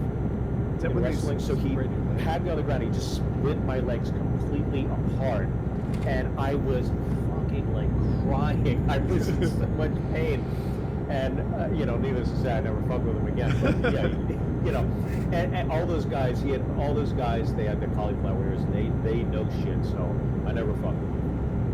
Jesus, that is a hilarious way to use receipts, by the way. I would have never thought of the toothpaste one. Just him pissed about his umbrella. Just brush my It teeth, was go funny to because the bed. umbrella one too. I saw him because it was raining and our window was right. So I saw him take his umbrella and he's like, "All right, I'm going to class. I'll see it." And I saw him walking out the thing, and I go, "Here we go." And he opened it, and they all fucking fell out. He just looked up at the window, and I just was like, "It was great." A buddy of mine was in high school like an old state kind of wrestler, and I don't have cauliflower here. I only wrestled in middle school, which is not that intense. But apparently, if you address it pretty quickly after it happens, you can have totally normal ears, like drain whatever's happening in there, and it's fine. But it's kind of like a badge of honor for a lot of these guys. And so now we're in our late 20s, and he still has these gross fucking ears. We were getting drunk like probably like a year or two ago. And I was like, Joe, do you ever regret not getting that fixed? Like, you work in a bank. And he's like, yeah, definitely. Oh yeah. Like I wish I'd gotten these fixed. Like, it's not doing me any favors. Because like they do that like fold forward kind of thing where there's just so much mass. Because it is fucking gross. It's a gross look. Like Yeah, it looks I like know that if something you're you in the see in a- fighter world, you're like, oh, that's dope, that's cool, that shows toughness. If you're in the non-fighter world, like 99.5% of the rest of us, you're like, ew, that's like Elephant Man and shit. That's Like, funny, yeah, because I'm sitting in the fire world. That's not me, but I saw the guy with cauliflower ears on an airplane like years ago. And my response, I didn't say anything, but I was like, that guy's so cool. I bet he can Sorry, I beat gotta up talk about everyone your ears else. with you for a minute. Yeah, I don't know how to bring up the ears in like a respectful, just like, oh yeah, fist bump. Yeah. Yeah, I'll have the fish with cauliflower. That's not an option you can probably get, but Yeah, I don't like the look of those at all. I would definitely have to get that fixed. But I think aesthetic. the main reason most fighters don't fix it is, you know, they're just gonna get the same injury again. I wonder if you're more prone to it after you've had it already and get it fixed. if you're a pro fighter, there's no reason to fix it. Like, you're right, it's just gonna happen. The fighters at my gym fixed it themselves all the time. Like How do you fix it yourself? they use a syringe and drain it, and they just do it in the bathroom mirror at like the event. It's, like these are small time fighters. I'm not. And they're How about at home? Yeah. Time is why- of the essence. Yeah. So Yeah. literally post fight, they're like they have pictures Oh, of the, post fight. I got you. Yeah. Okay. So post fight, they're in what would be like a restaurant bathroom style thing. Like it's a gym. It's just a mirror with like 5 sinks and a big mirror. And there they Yeah. are, all syringing their ears like as a group activity. Is it just blood? Yeah, at first it is. Yeah, but then Oh, it gets man. hard, and it's a surgical procedure to like scrape it out, and then they tape it like in its new form, and it takes a while to heal. Fuck. Yeah, That is, it's like an ounce of prevention, pound of cure type thing. yeah, man. Like, combat sports are fucked. Yeah, really. Like it's so fucked. Val's favorite subject on the show. How are you feeling about your Penguins so far this year? I know you're a huge hockey fan. I'm talking very me? excited. Yeah, you. No. I was making fun because Kyle hates Uptown, hockey. we going Brady Bunch style? Am I going uptown or? No, I think the Penguins are. You know, they're so banged up. They're like lost most man to injury, kind of like in all the NHL. And Mike Sullivan has got this core of like young kids and like these Band-Aid kind of Penguins to come in, and for some reason or other, they are winning. They're using their speed, their youth, and I don't think they have anything to lose. So it's kind of nice to see that with Crosby out. With I mean, literally since the beginning of the season, they've been playing without two lines. So it's pretty wild. I love the perseverance, but I think it always starts from the top down. I think Lemieux is such a great precedent in terms of winning that it's kind of leading down. So I'm a huge fan. But your Blues, you got to be happy with what you guys have done. Oh, super happy with them winning the cup. I was so drunk at that parade downtown. Yeah. Just it was a blast there, but not as drunk as Brett Hall. Nobody was as drunk as Brett Hall. I keep meaning to buy one. I want to buy a "We Went Blues" shirt because he got wasted on in like front of the whole city of St. Louis because he dodged his handlers and he yelled "We went Blues" instead of "Let's go Blues," and he's like, we already went. We don't have to go again. We went. Who do you think you are? I am. Yeah, I am. And it's like, you fucking scored like 750 goals in the NHL, and you're just wasted. He is fat now, but Yeah. happy with how the Blues are doing this season. We were on a really nice tear. We've lost the last three. The first of which was, I think, to the Penguins, but that was only a matter of time. We're playing without like four of our best players, including Tarasenko. But until the Binnington All-Star has break, dropped nothing off. really matters. I mean, it's all just trying to lobby and stay within playoff standing. But it'll kick Exactly. in. That guy, January. that new goalie for Pittsburgh, who's been playing instead of Murray. I think he Tristan got. Jarry, Yeah, Jury. He's been incredible. I watched some of the game, the Blues versus the Penguins. I was busy, so I couldn't watch it all. He looked excellent. So He's great. Yeah, he broke the record for most shutout periods or length of time. So I think, nowadays in the NHL, the workload's so extravagant that I think that Jarry and Murray are going to share it just like Murray and Fleury did. yeah. Penguins have been very fortunate with their young goalies. That is rare to happen. Yeah. Wasn't Murray the first goalie he didn't play a single regular season game in 2016 and only played the playoffs, won the Stanley Cup. Then after he won the Stanley Cup, he played his rookie season and then won the Stanley Cup again. And so he was the first player, I think, in NHL history to have played one regular season and have won 2 Stanley Cups. He peaked at 16. Yeah, he really did.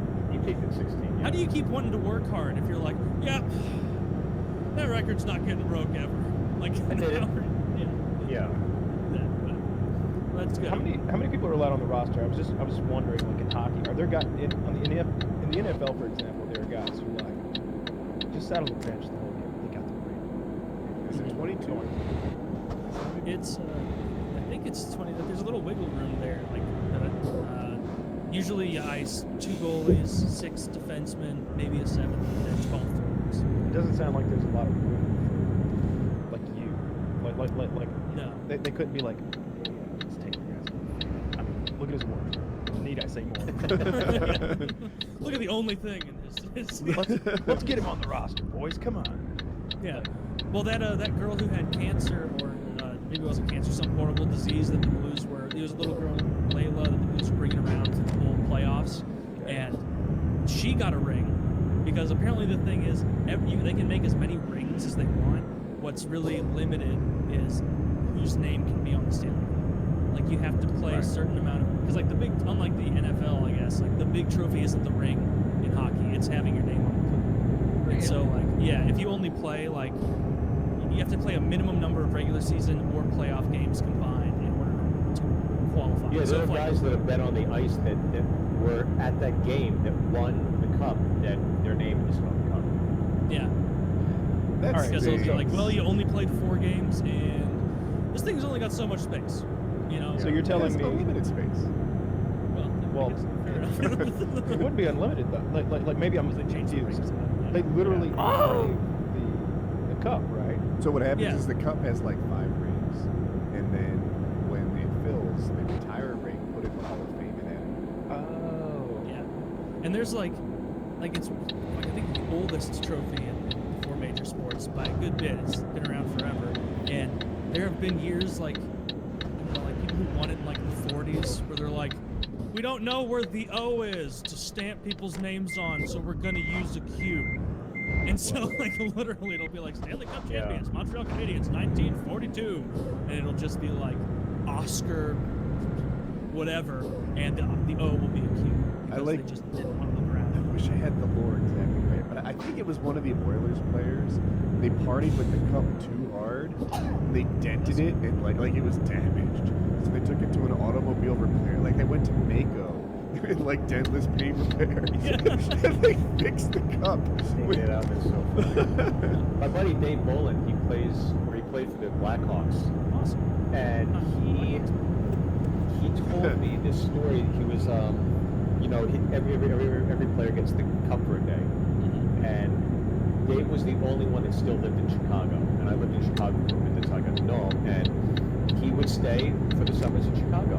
So he has the cup, and he gets a call from the president from Rocky Words and like 2 other higher ups of the Blackhawks. They go, listen, whatever you do not take the Stanley Cup to Wrigley Field. You are not allowed to take it to Wrigley Field. Well, he's drinking. It's a day game, and he doesn't go to Wrigley Field, but he goes to those bleachers, the rooftop bleachers, across from Wrigley Field, and he's partying with the cup. So now everybody at the game is not paying attention to the game. They're all looking at Dave, and Dave's holding the cup up, and the place is going crazy. And next thing you know, a swarm of people came over to that rooftop bar, and so Dave had to get police escort out of Wrigleyville that day. And there's video of it, of him like walking through the streets because it was the first one. And then he also told me that he was on his rooftop of his brownstone, and there was like a little shack between his brownstone and the other one, and him and his buddy were up on, screaming at the city of Chicago. It's so drunk. They fell over. They got wedged in between the 2 buildings and stuck there, and they had to pull it out. Come on, like you would think that like if you're responsible for this thing, you'd just be like, hey, you crazy with it? No, I'm gonna sit it next to my fucking couch and come look at it. Like, look at it. The responsible usually people nature are of just getting 24-year-old confused. professional athletes. I'm too Yeah. surprised and disappointed, Kyle. You just see, They make what would me they nervous do? the way they How much do. trouble would you be if you like? None. Let's say you lost. That's happened. Let's let's say it wasn't recovered. See that would be- people might turn against you for. But this other stuff, stuck in a building, mobbed by a crowd, dented, like need to get a deep sea diver, like that kind of stuff just adds to your legend. I think Yeah, that'd be Ovechkin up like in- literally just set the cup down on a public fountain in DC and then took his shirt off and started swimming in the fountain, and everybody was stoked on it. They're like, he's having a great time. There's a Like- handler. There's a handler that wears white gloves and doesn't That touch goofy blonde guy. Yeah, yeah. He doesn't touch the cup with like greasy fingers. He wears white gloves and treats it in a certain way. And then the players are like pissing at him. It's hilarious. it's the greatest sport. It's the greatest trophy in all sports. Like, the cup looks like something you want to win. Like, the Lombardi Trophy looks like a sales award, like you'd get if you sold those does. Marriott timeshares. It's awful looking. And Same with MLB is the just a NBA. bunch of flags. NBA, same thing, right? It's just the ball and like. They need to Kinda step like up their a- trophy game. Yeah, They the Stanley do. Cup, way less popular than the NFL or NBA, but Better trophy. Yeah, they should just copy it. Just give it up on your dumb sales.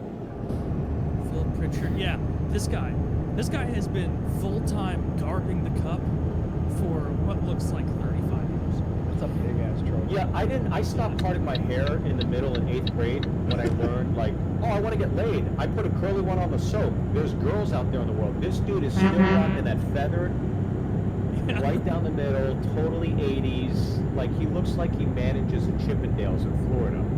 Yeah. So bad. He has so many Tommy Bahama shirts. 22 years he's been watching the cup. That's how Well, boys, I got to bounce here. Yeah, thanks for coming on. Yeah, Thank you guys so much. Good luck to your Blues. Thank you. Good luck to your Penguins. Do you have anything to shout out? Any new, tours or anything like that? Books, Yeah, I'm appearances? touring. I'm getting ready to film a new hour at some point in 2020. I have a film coming out called The Opening Act. It's about my early years in stand-up. It's a feature film.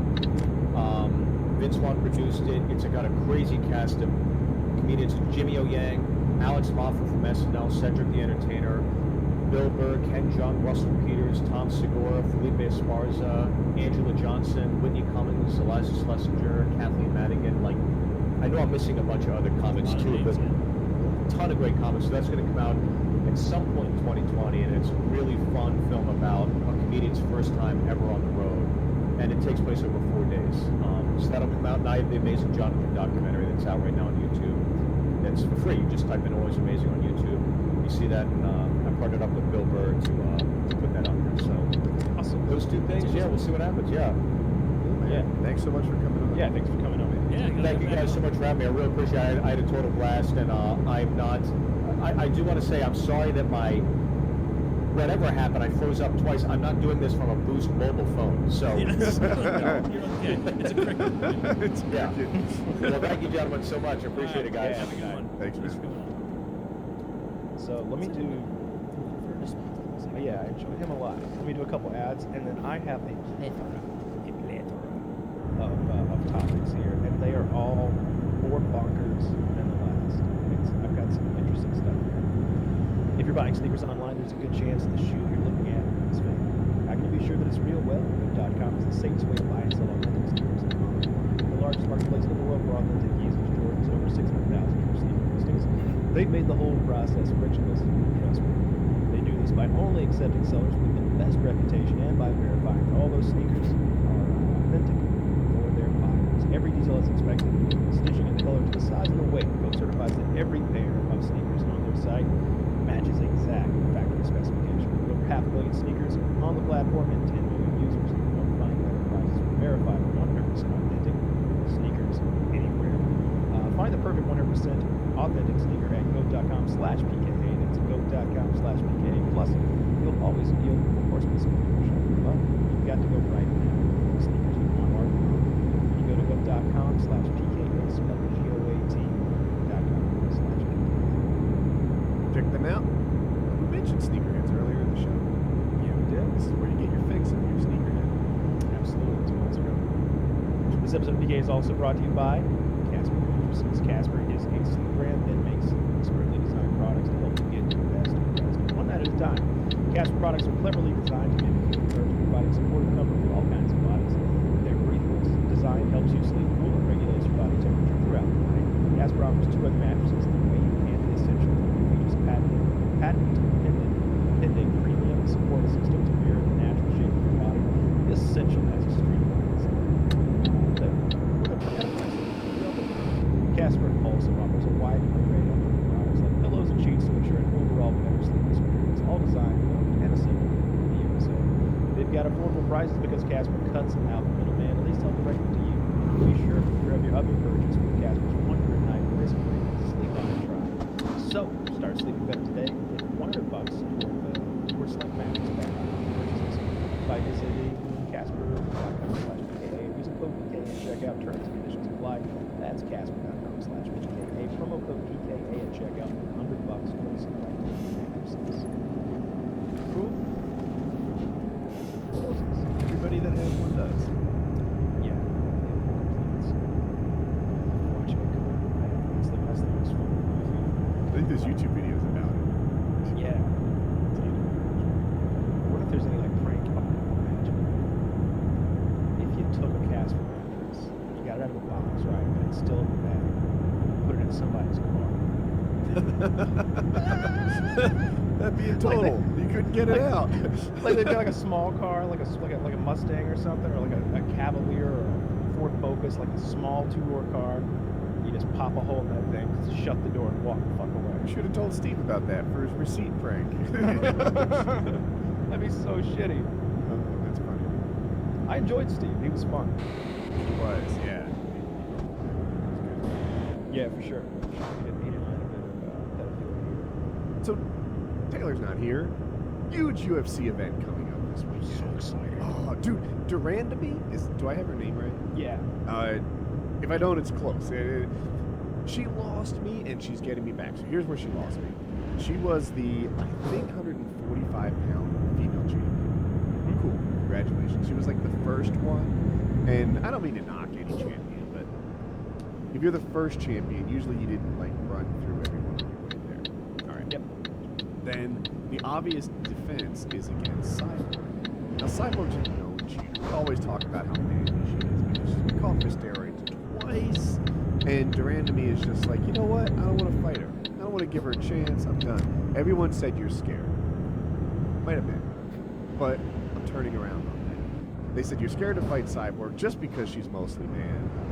You know, as a champion, you should take on all comers. That's the nature of being the champion. And rather than defend her belt against Cyborg, she said, fuck it, you can have this belt. I'm out.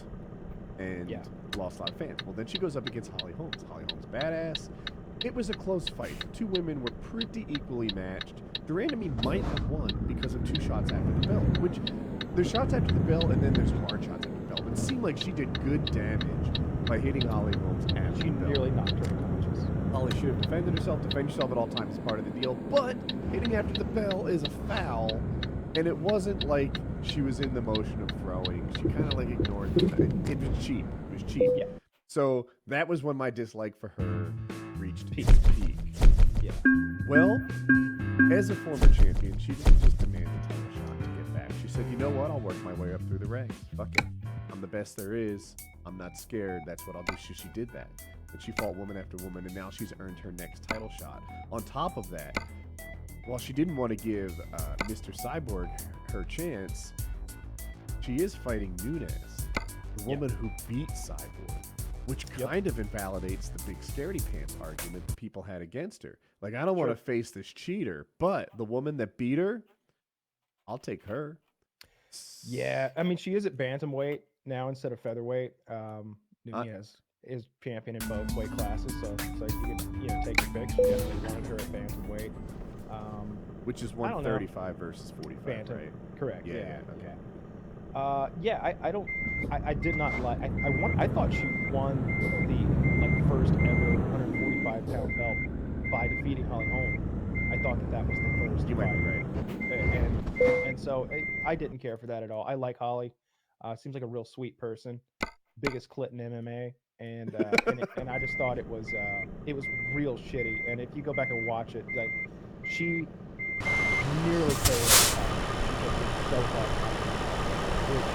because she drew back and like hit her with her it was the strongest punch of the entire fight. The look on Holly's face, like she's stumbling to her corner, she's dazed on the stool. They're putting the water on her, and it's like, well, fuck. If you don't take a point away from that, then what you got to do? Like what is a?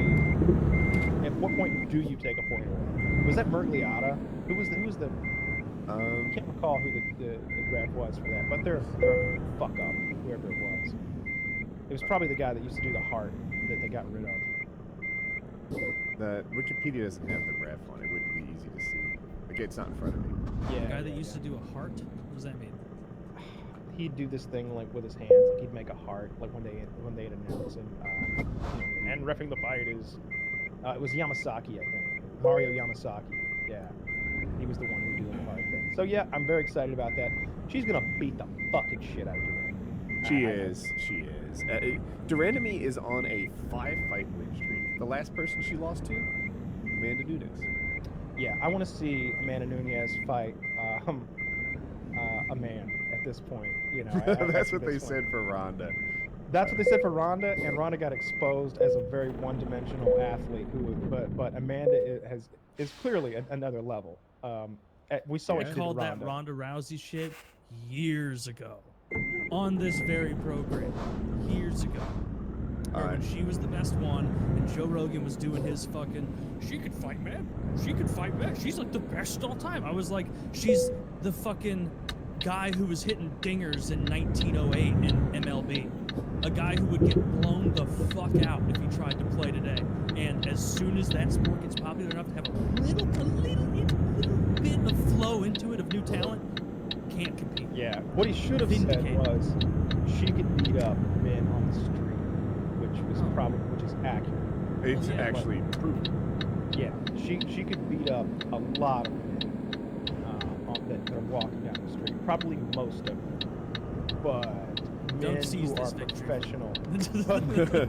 No, that's not what he said. I'm saying that's what he should have said. And but you know, It's Instead, he I was don't- acting like she could beat male UFC athletes. Yeah, and there's even a quote somewhere about her boxing with Mayweather. You know, there was a lot of, it was getting a little crazy because she was just so dominant. You know, it was easy to buy in, and we all want to believe in that like superhuman athlete who's better than us all at anything, whether it's athletics or any sort of thing. Yeah, a Superman, a hero, someone we can aspire to be like. And, it just didn't pan out. But Nunez, man, I want to see her fight. I don't think she can fight any guys who are in the UFC now, but what's it take to get in the UFC? She's like paperwork thing, quite, right? Right? We need to find a lighter. I'm missing his name. He was a WWF or E champion. He was terrible. He's like the poster boy for never should have been UFC. Yeah, CM Punk. CM Punk, right? A smaller CM Punk. How does he Yeah, I never watched that. yeah. She could, someone at her same weight, but who is just kind of athletic. Right? Maybe his sport shouldn't be. He shouldn't have a combat background. He should be like the 400th best badminton player, Or the, like, the very best jockey. yes, the very best jockey. Nunez could go to the Kentucky Derby and wipe the floor with every jockey that's attending. I'll definitely agree with that. Right. And a couple of the horses. She's a bad And a couple. Yeah. They wouldn't see the first couple shots coming. So that's she's great. That's one of the fights. Of course, Covington Usman. I've been waiting. I'm still trying not to get my hopes up. I need them both to make weight, right? There's this concept of MMA gods that doesn't exist in other sports, right? You guys have heard this before. There's definitely going to be a Stanley Cup this year. There's not definitely going to be Covington Usman fight. Not until they both weigh in and rehydrate do we know that they'll probably make the stage. Until then, you don't know. I think it was Mario or something like that. He made weight and then, or maybe he was making weight and he bumped his head on the bathtub and got knocked out, missed his fight. Like that shit happens Got last a bad second. cut from it, yeah, or something like that. Maybe it was a concussion Sucks too. to suck, man. Bad shit happens, you know. And there's a lot of fights coming up that it's I hope it finally happens. The Khabib Tony fight is the biggest one that you can't beat already. For sure. The Covington Usman fight, I've been like throwing the steroid dart at so many people, but I just don't believe that Covington set the all-time record for punches thrown and landed without being on EPO or something, right? Like this natural athlete has surpassed all the dirty records in the history of the UFC. No way, no way. And if you look at Usman's body, oh my God, he fails every eye test. I'm looking him up now. This guy is just. Don't look natural. I was watching like a highlight reel the other day, and there were a bunch of clips from like old like UFC 3 or something like that. And I looked at the girl over there, and I was like, "You notice how the UFC fighters used to be gigantic and look like action figures? They didn't test for steroids back then." Yeah. Like we look at the stars of today compared to the stars of like UFC 3, 4, 5, that early era. It's night and day. It's night and day. Like the Frank Shamrock and guys in his time, they didn't look real. They looked superhuman. Usman looks superhuman. He might be like my leading candidate for eye testing, right? Maybe so. Or Costa. Costa doesn't look Oh, I'm sorry. What am I thinking? Costa. But yeah. Anyway, this guy's in that top tier of unattainable bodies. Outrageous. So I don't know that. Like, I just need them to get to the ring, the two of them, and actually have their fight. And I can't wait to see it. The style of the match. But it might be dull. I mean, I want to see Jose fight at 135. I didn't know his opponent until he fought Cejudo? Yeah, Cejudo. And now I'm a fan, and I want to see him and Jose and do the.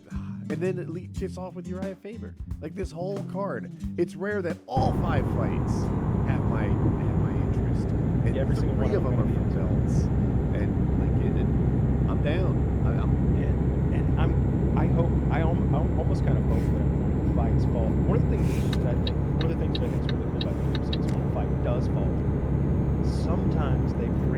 somebody out of the shadows who was like, you didn't even know that they were prepped for the fight, they're ready to fill in. And you're like, oh, really? He's gonna fight tonight? Well, that's even better. That's even better. You know, I like that a lot. Sometimes Get some crazy upsets. They do different things. Kyle probably knows this, but people might not. Sometimes they'll literally pay a fighter to be on standby. All right, me and Kyle are fighting Taylor. You do a training camp just in case one or the other doesn't make it through. You can jump in. That happened with that pink-haired guy who beat up Kimbo Slice. That's absolutely right. Yeah. So I don't know if they paid him or he was last second. I think they were heavyweight. He wouldn't have to But yeah, he was last second. He was not. But in other Fair times, fight. they'll schedule fights that way. Like, here's this title fight, and here's a contender fight on the same night. And if someone in the title fight falls through, contender slips up, slips up is the wrong term, moves up, and he'll either go for the belt or they'll make an interim belt. So, All right, I've got a couple of topics here. go on. We should maybe be thinking about who we think is going to bring into the show. Make some picks. This is UFC. Yeah. Yeah. Oh, yeah. All right. So here, I've got a few topics. I'm just going to run through them. Let me know which one you'd like me to go deeper on. Mall Santa. There's a picture of him here. He does look quite a bit like Santa. Well, he was arrested for making kids touch and lick his erect penis, coated in sugar and painted like a candy cane. Yeah, I've heard enough. I need to know more about this guy. Bear with me, because this is the This least guy's funny of all stealing the my stories. bit. Arizona taxidermist arrested for stuffing his dead wife and keeping her on the couch. Woman sues her ex-husband for making her believe that she could get pregnant from anal sex. For years! For years! Alright, I have my cool guy of the week candidate. There should be a retard clause. For years! At least some sort of evolution of biology should have played in and let you know that's not how that happens. FBI seizes over 3,000 penises during a raid at a Morgue employee's home. I say we just go in order. These are all so good. Colorado hunter claims he was sexually assaulted by a Sasquatch. It was just a hairy man. And of course, they're on the lookout for a Missouri grad. Yeah, they're on the lookout for a Sasquatch or an Italian male. last but not least, San Francisco police interrupt a sex party involving midgets, emus, and a fountain of sperm. Over 70 arrests. Wow, that's a lot of sperm. 50 gallons of sperm. Provided by the midgets. That would take extra long. I don't think that's economically viable. Probably provided by the eagles. Big ones.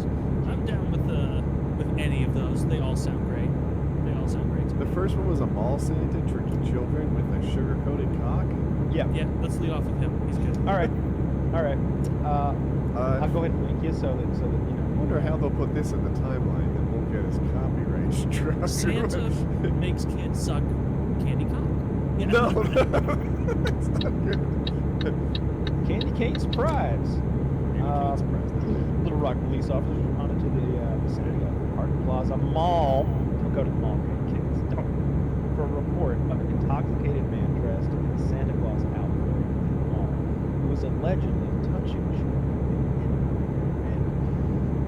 Quote, he pulled down his pants behind a curtain and asked my child if he'd like to take a lick off of his erect penis, which was painted in a candy cane fashion and coated in sugar. One parent told reporters in the morning. One 10-year-old victim described to the police how Clinton had painted his testicles in the holiday spirit, how they look like shiny and glimmering Christmas balls. Now I just heard that one of my cousins is stealing my bed in Arizona right now. And you know what? If you see this, Henry, fuck you. I'm not getting you part. Other children were led behind a curtain. Where is this curtain? Where Henry? They call it the rape drape. You know? The rape drape. Yeah. Apparently he made the children. He made them pick from several candy canes that he had inserted into his rectum. Can you guys get used to Christmas? These all smell like fish. Like these. Oh Oh, do you want to lick the other candy cane? No, this one's fine. That candy Look, cane this has guy was on paint a it. spree of sex crimes. Look, here's a third report of what he did this day. Quote: This is from this sounds like it's a mother, a woman. He grabbed me by the arm and shoved me. This isn't fun. And shoved me under the mistletoe, where he gave me a full tongue French kiss in front of my 76-year-old mother, my husband, and my 3 children. One traumatized shopper told reporters. Is this real? This is too far. Did you hear what he's going to face between 18 days in jail and 1,587 years? That's quite the... That's a huge disparity. I know. He How much needs does Kyle's this attorneys to car get into the cost? 18-day range. How much does this Honda Civic cost? At least $5? No more than 1.2 mil. It's like this, I like this here. 10-year-old. Did you I read that say part, this yeah. one? Oh, you read This that. was That's wrong. shiny. But the one under it's really good. He admitted to officers that he was quite horny and really needed a blowjob. Is that a defense? Dismissed. We've all been there. No, Your Honor, he was horny, and if you look at the photos, you can see the sheer weight of those balls. It needed to be released. How was he supposed to bring Christmas cheer if he can't even get a Christmas nut? His world news. Oh, wait a minute. It's not a fake news site, is it, Woody? Well, their tagline is World News Daily Report, where facts don't matter.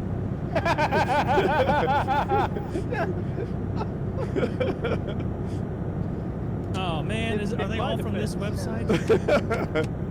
In my defense, this is linked. The first story about the emu fucking is linked in our topics list, and so I just went straight from there, and then I found these others. These are all. God damn it, Woody! Why'd you point that Why'd you out? say, God damn it, Woody? Because you pulled back the curtain and revealed the wizard was but a man. I say we go with it. Ohio, PK, hey, where facts don't matter, right? Some people are just going to click the timeline. They won't even catch that little tidbit right there.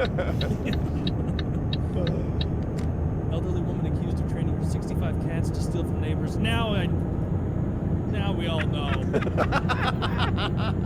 Members of midget crime gang suspected of 55 break-ins. They just go through the dog door. I have a topic. Somebody. Damn it! That was look at all those. Hey, with a name like World News Daily Report, it's very official. It really is. Yeah, it's something the Goofy Goobers news cycle or something. It's The tagline I read was "News you can trust," and I was like, "All right, let's go." I'm already trusting. Well, here, let's see what their celebrity news is. So we can do it. Mother on deathbed says 12-year-old son is offspring of human chimpanzee love affair. Shit. The man clinically dead for 6 hours says he went to heaven and met Jeffrey Epstein. Saudi prince offers 200 camels to spend a night with Ivanka Trump. Yeah, I'm like at least 40% sure it's her. Kyle, I watched more of that podcast you told me to watch. I'm so bad with names. Jerry had a guy from Alaska. Who lived in Oh the yeah, wild. his name was like something Sevier or something. It was really good. I like that guy. That guy was cool. He only went to school through 4th grade, and he also attended 9th grade. And Joe's like, "Did you get a GED or anything like that?" He said, "No, never needed one." He came off pretty bright. Like, he was articulate and well-spoken and just smart. And it was Yeah, just, Glenn Benuve, episode 1395. If anyone wants. no, maybe New Hampshire. They're both the same. At 13. At Yeah. 13, his parents dropped him off. And Joe's like, "What'd you do for food?" He's like, "Oh, I just bought it and carried it on my bag." Like, I don't know. Like, that's what all 13-year-olds would do. I didn't have to hunt or anything. It was no big deal. Like, it's still a big deal. What parents let their 13-year-olds walk across New Hampshire? His did. And there's a trail established and stuff. It's maybe called Yeah. the Long Trail. Yeah, I think it's called the Long Trail or something. Something very much like that. Super interesting. You went to Alaska. Did you say this? They're called End of the Road. I think he said. Okay. And yeah, he just went to Alaska, drove to the end of the road, put up a shelter, and Rogan had me laughing. He had a 100 square foot cabin. Now the cabin's not much to look at, but the lake it's on is the most beautiful piece of real estate on the planet, right? Like it's outrageous.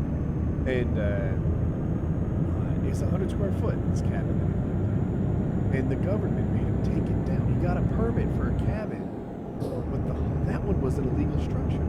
So he had to take down this cabin and put up a new cabin. And Joe's like, why don't you just tell the guy, like, all right, I'm going to take this cabin down, like, while you're not here. And when you come back, that's the new cabin. I put it back up. And the guy's like, no, it's me and a family of 4. It was time to upgrade. 100 square feet for 100 square feet is 10 foot by 10 foot room that That is 4 nothing. people lived in, right? That's this room. That's half this room. That's smaller than the room I live. Right? And they had 4 people living in it. And Joe's like, you gotta get yourself a 200 square foot cabin. Go fucking nuts. Aisle. Huge cabin. I would imagine he wouldn't feel like he has no sense of humor about this. Joe, don't you know how expensive timber is?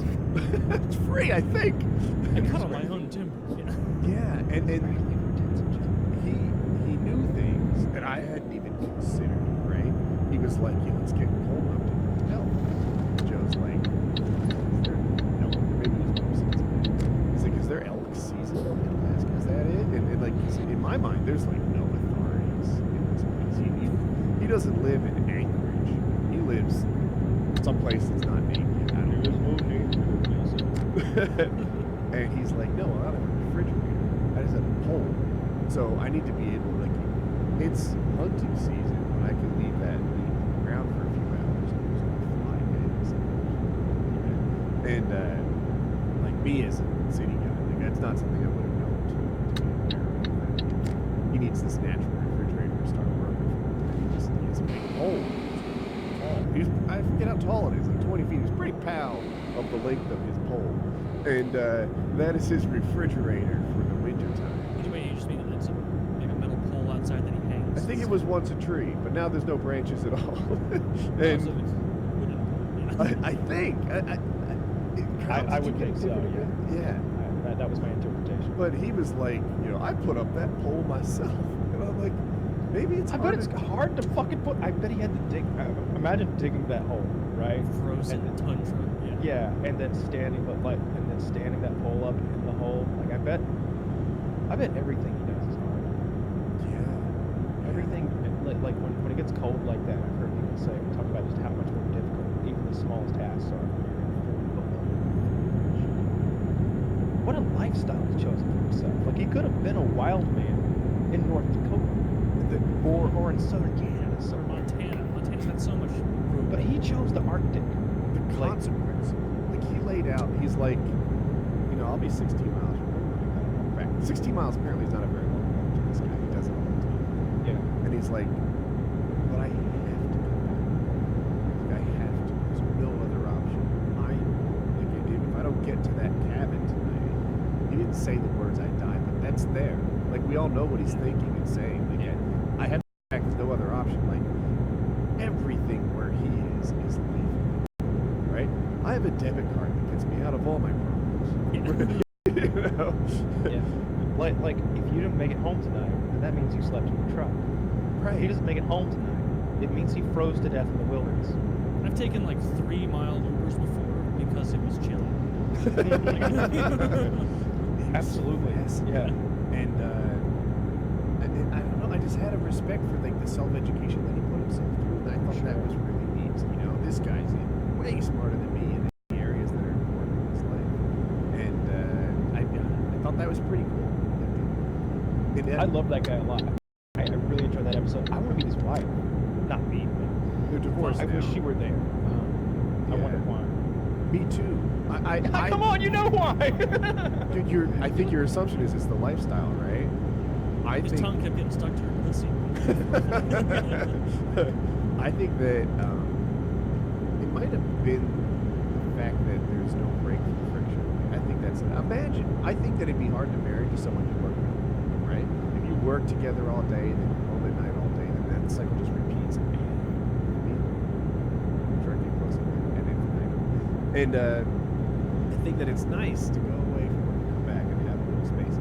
That might have been the kind of thing that made marriage tough. If you live with someone in a 100 square foot cabin and everything you do all the time is relentlessly together, then it's double hard to get to the relationship.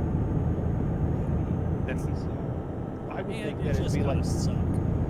like I don't know, like to him, this is like what he's always wanted to do. Clearly, since he was a child, like this guy read My Side of the Mountain or Hatchet or something like that. And he said, "That's me." But her, at some point, she's got to be like, "Yeah, I really thought you could grow out of this." You know, I had a boyfriend that played a lot of Pokemon. That's starting to look pretty good right now. You know, And, so- at 24, I sold all his cards, and he got over it in a week. You know, what do we do? To the What can I 1% do about watching, don't marry a guy thinking about how you're going to change him. Marry a guy that is the guy that you want. Yeah. I think that all the ladies out there, the tens of thousands of people listening, hanging on our Maybe hip, stop at tens. wanting to suck our dicks, obviously. Thanks. So, yeah.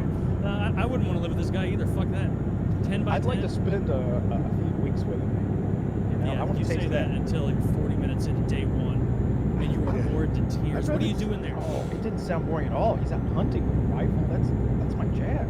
I love doing that shit. Like out in the woods, Hypothetically. hunting. Hey, can you use a bow?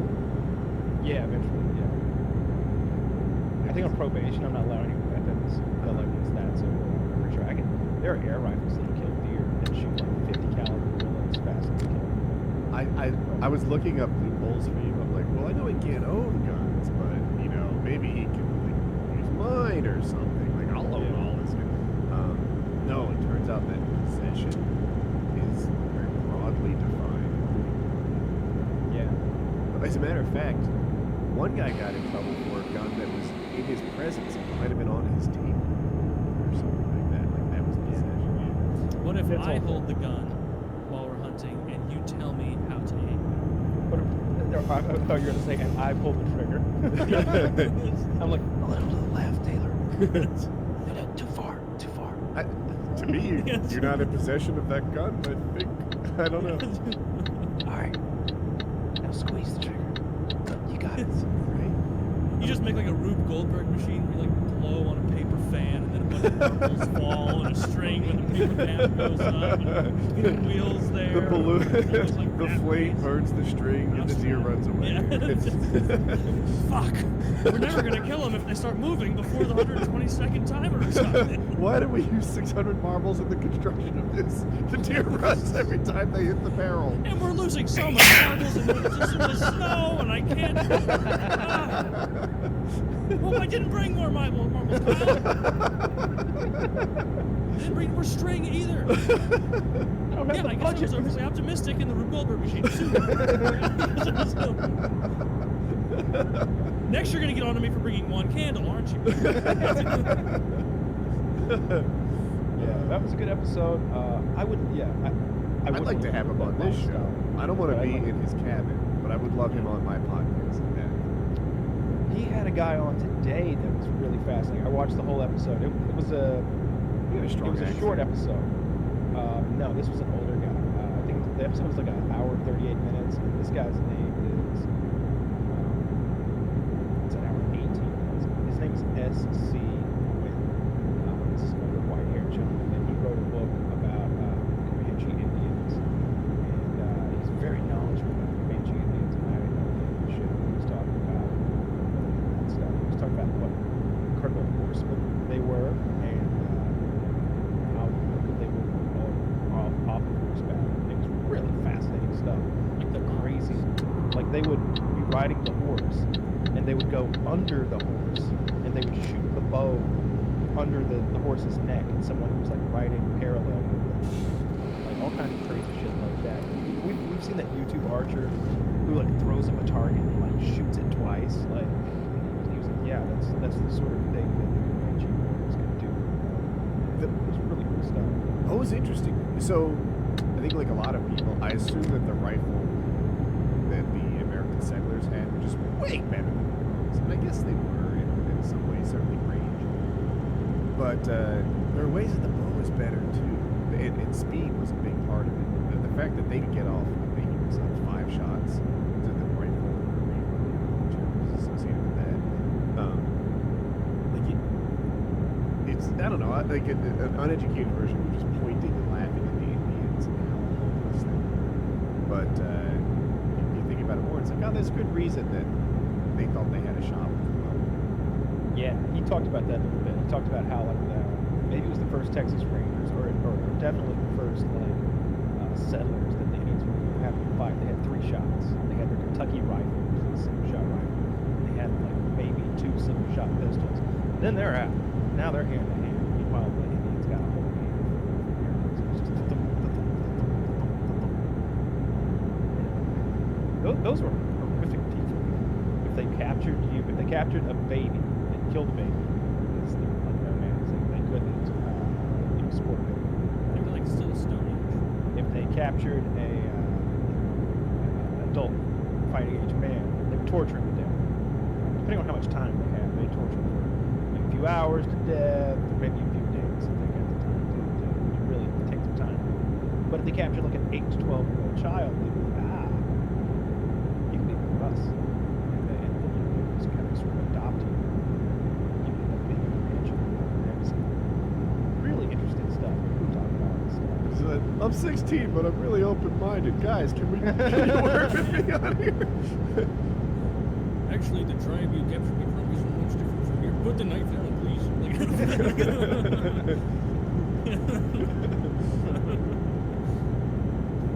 No, that's just the way our voices sound. It is deeper than my age is. Yeah, yeah, those tribes are brutal to one another. Brutal to, yeah. Lots of conquering, ebb and flow of battle. I guess you had to really get on the back of that horse, because if it was like, fuck, that tribe over there, they're pretty goddamn good on their horses, we gotta get better. And then eventually they duke it out, and whoever's better on horses is the new king of the tundra. That's probably how it went. Yeah, that was a huge technological advance when the Spanish brought the horses in the 1600s, the 1800s. That's a effective measure. Yeah, it's crazy to think about. Like, so are wild horses here in the U.S. now just horses that got away, Yeah. or just let go, and now they're just wild stallions? I guess. Yeah. Yeah, those don't exist here. I think there's wild horses in North Carolina beach. There are, yeah. Yeah. Why do they chill Some on the beach? island that, like one of my ex-girlfriends had gone to this island up there, and they had pictures of horses. They were beautiful. They were like spotted. I don't remember where exactly they were. I thought it was South Carolina. I think it's The Outer Banks, the Barrier Islands. Horses. I've never seen a wild horse. They're not around here. No, to my knowledge, unless they're very stealthy. Just walking around corners. This Lewis homeless is going to be on horseback in no time. Just walking around downtown.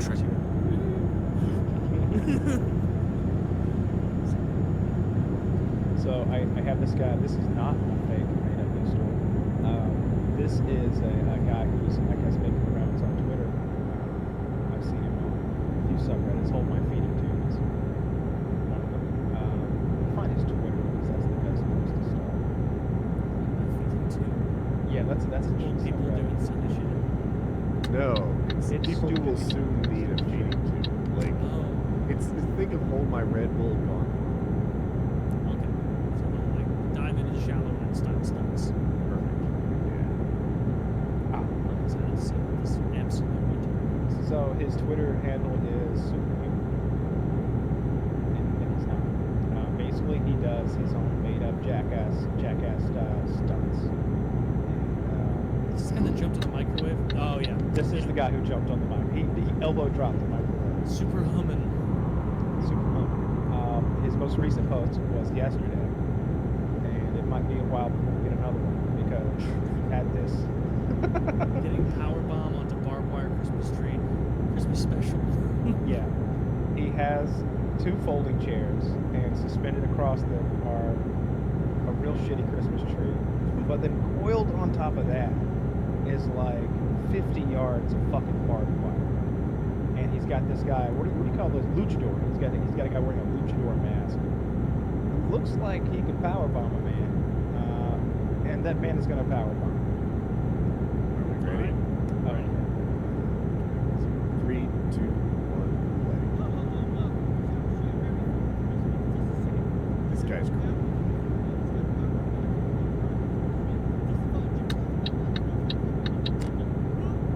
What did he say? This is for chicklets? I love the whoop whoop.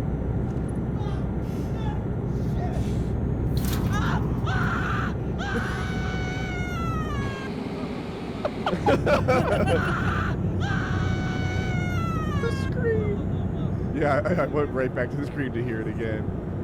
I'm watching the whole thing I again. need to hear these words. Don't try this at home.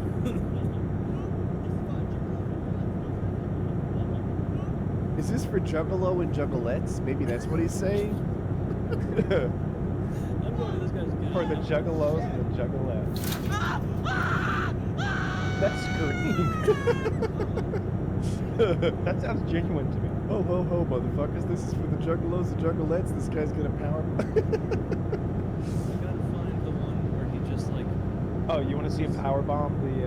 I want to see the microwave where he's just so injured after it. Have you seen that? Everybody, have you seen any of this? No, he's new to me. Yeah, let me Okay, get the here. microwave. I found the microwave. Awesome. He's selling his own lucky sweater. There's a picture of him and it says whoop whoop.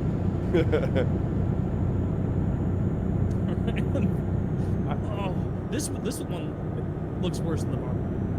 Yeah, this is definitely worse than the barbed wire. This one you're risking some nerve damage, like maybe breaking your arm, shattering your elbow or something. The barbed wire is just barbed wire. All right.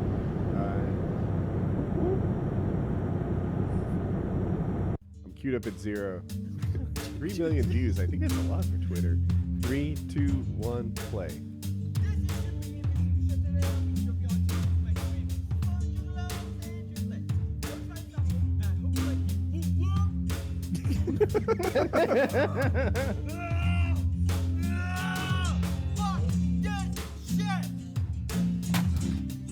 Oh my god!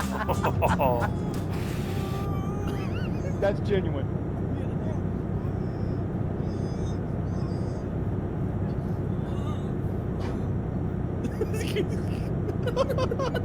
This guy's cool.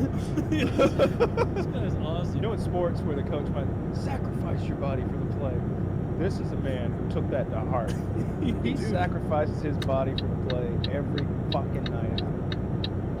Holy shit. That's his rib cage in the corner of the microwave. Did he jump too far? I didn't notice it in his ribcage. I gotta watch again now. I thought he broke his collarbone. No, watching no, he again. lands almost back first. His collarbone's safe. Okay, he must have broken a rib. All right. Because that microwave is dented to shit. Yes. Oh my god, Woody's right. He tried to elbow drop it, but instead he like hit it with his ribcage. Yeah, this guy's cool as shit. This guy is undisputed cool guy of the week so far. It's Super HUMMAN. 1, 2, 3, 4. Human. I just followed him. I'm on his YouTube channel right now. I'm looking for some winners. I guess I'll sort by This guy's pain tolerance. This looks way more Wait, painful wait, than wait. Jackass shit. His pain tolerance is not abnormally high. It's just his decision making is abnormally bad. I'm not seeing like him break a rib and be like, it's cool. I mean, Right? you body slam a microwave, and I think all three of us are going to be making a bigger deal than that. What? Like, That is multiple maximum broken big ribs. dealage. What do you have to do to make a bigger deal than that? I mean, he wasn't screaming. He was just rolling around riding. He the was. It was more of a moan and a groan. Okay, I guess. But honestly, that makes it more impressive. That's the noise I make when I'm in maximum pain level. Yeah, no, this is. I can't stop watching this barbed wire one. This is so funny. 131,000 followers for him. I wouldn't trade that for the things he's done. Why is YouTube is over party trending? I don't know. I don't. There, I don't. got I, demonetized or something. It's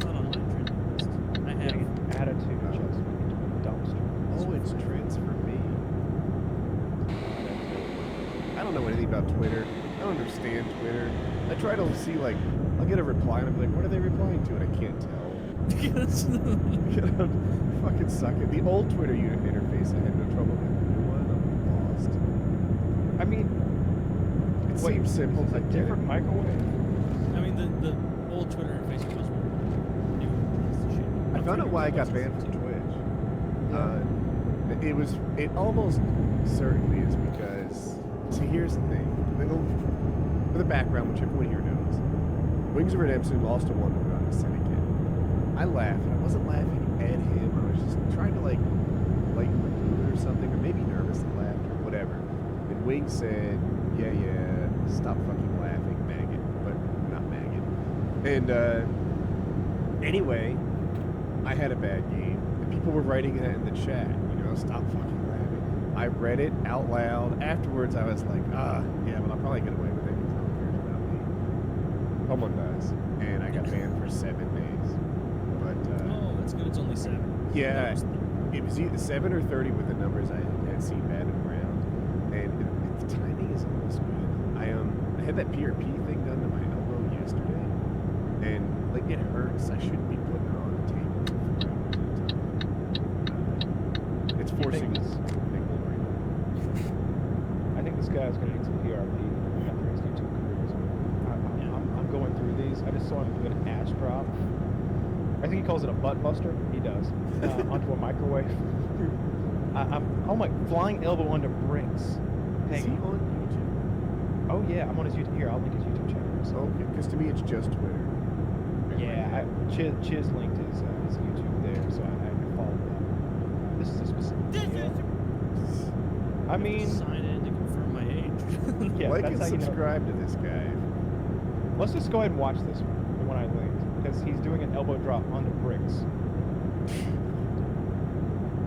Mick Foley style, as he puts it. Alright, I'm ready. Honest mix. And he's just no effort taken into the beginning of the monologue. Just no. Like, This guy's cool. I like it. Superhuman, HUMM, and sub to him. Superhuman, if you see this, don't copyright. Ready, set, play. This is the people should have to go to Brits. This is for chocolates and chocolates. Don't try to have one like you. The whoop retarded? whoop lacked enthusiasm. Fuck this shit! Oh my god! Fuck! Dude, these never work out for him. Woody's reaction is almost as good as the video. Like when he said, "Oh God, I didn't expect that." Buttbuster I'll on drop bricks. thumbtack steel chairs. Okay, here's another one. It says buttbuster onto thumbtack on steel chairs. Where he jumps into a wheelbarrow full of Legos. I like the pre-fight. Dude, this guy speech. is a true. This guy is true. He's awesome. I guess he's saying the exact same thing. Now that I've heard it a few times, he's definitely saying juggalos and juggalettes. I don't know if fuck this shit is like a juggalo cliche, mantra, words to live by.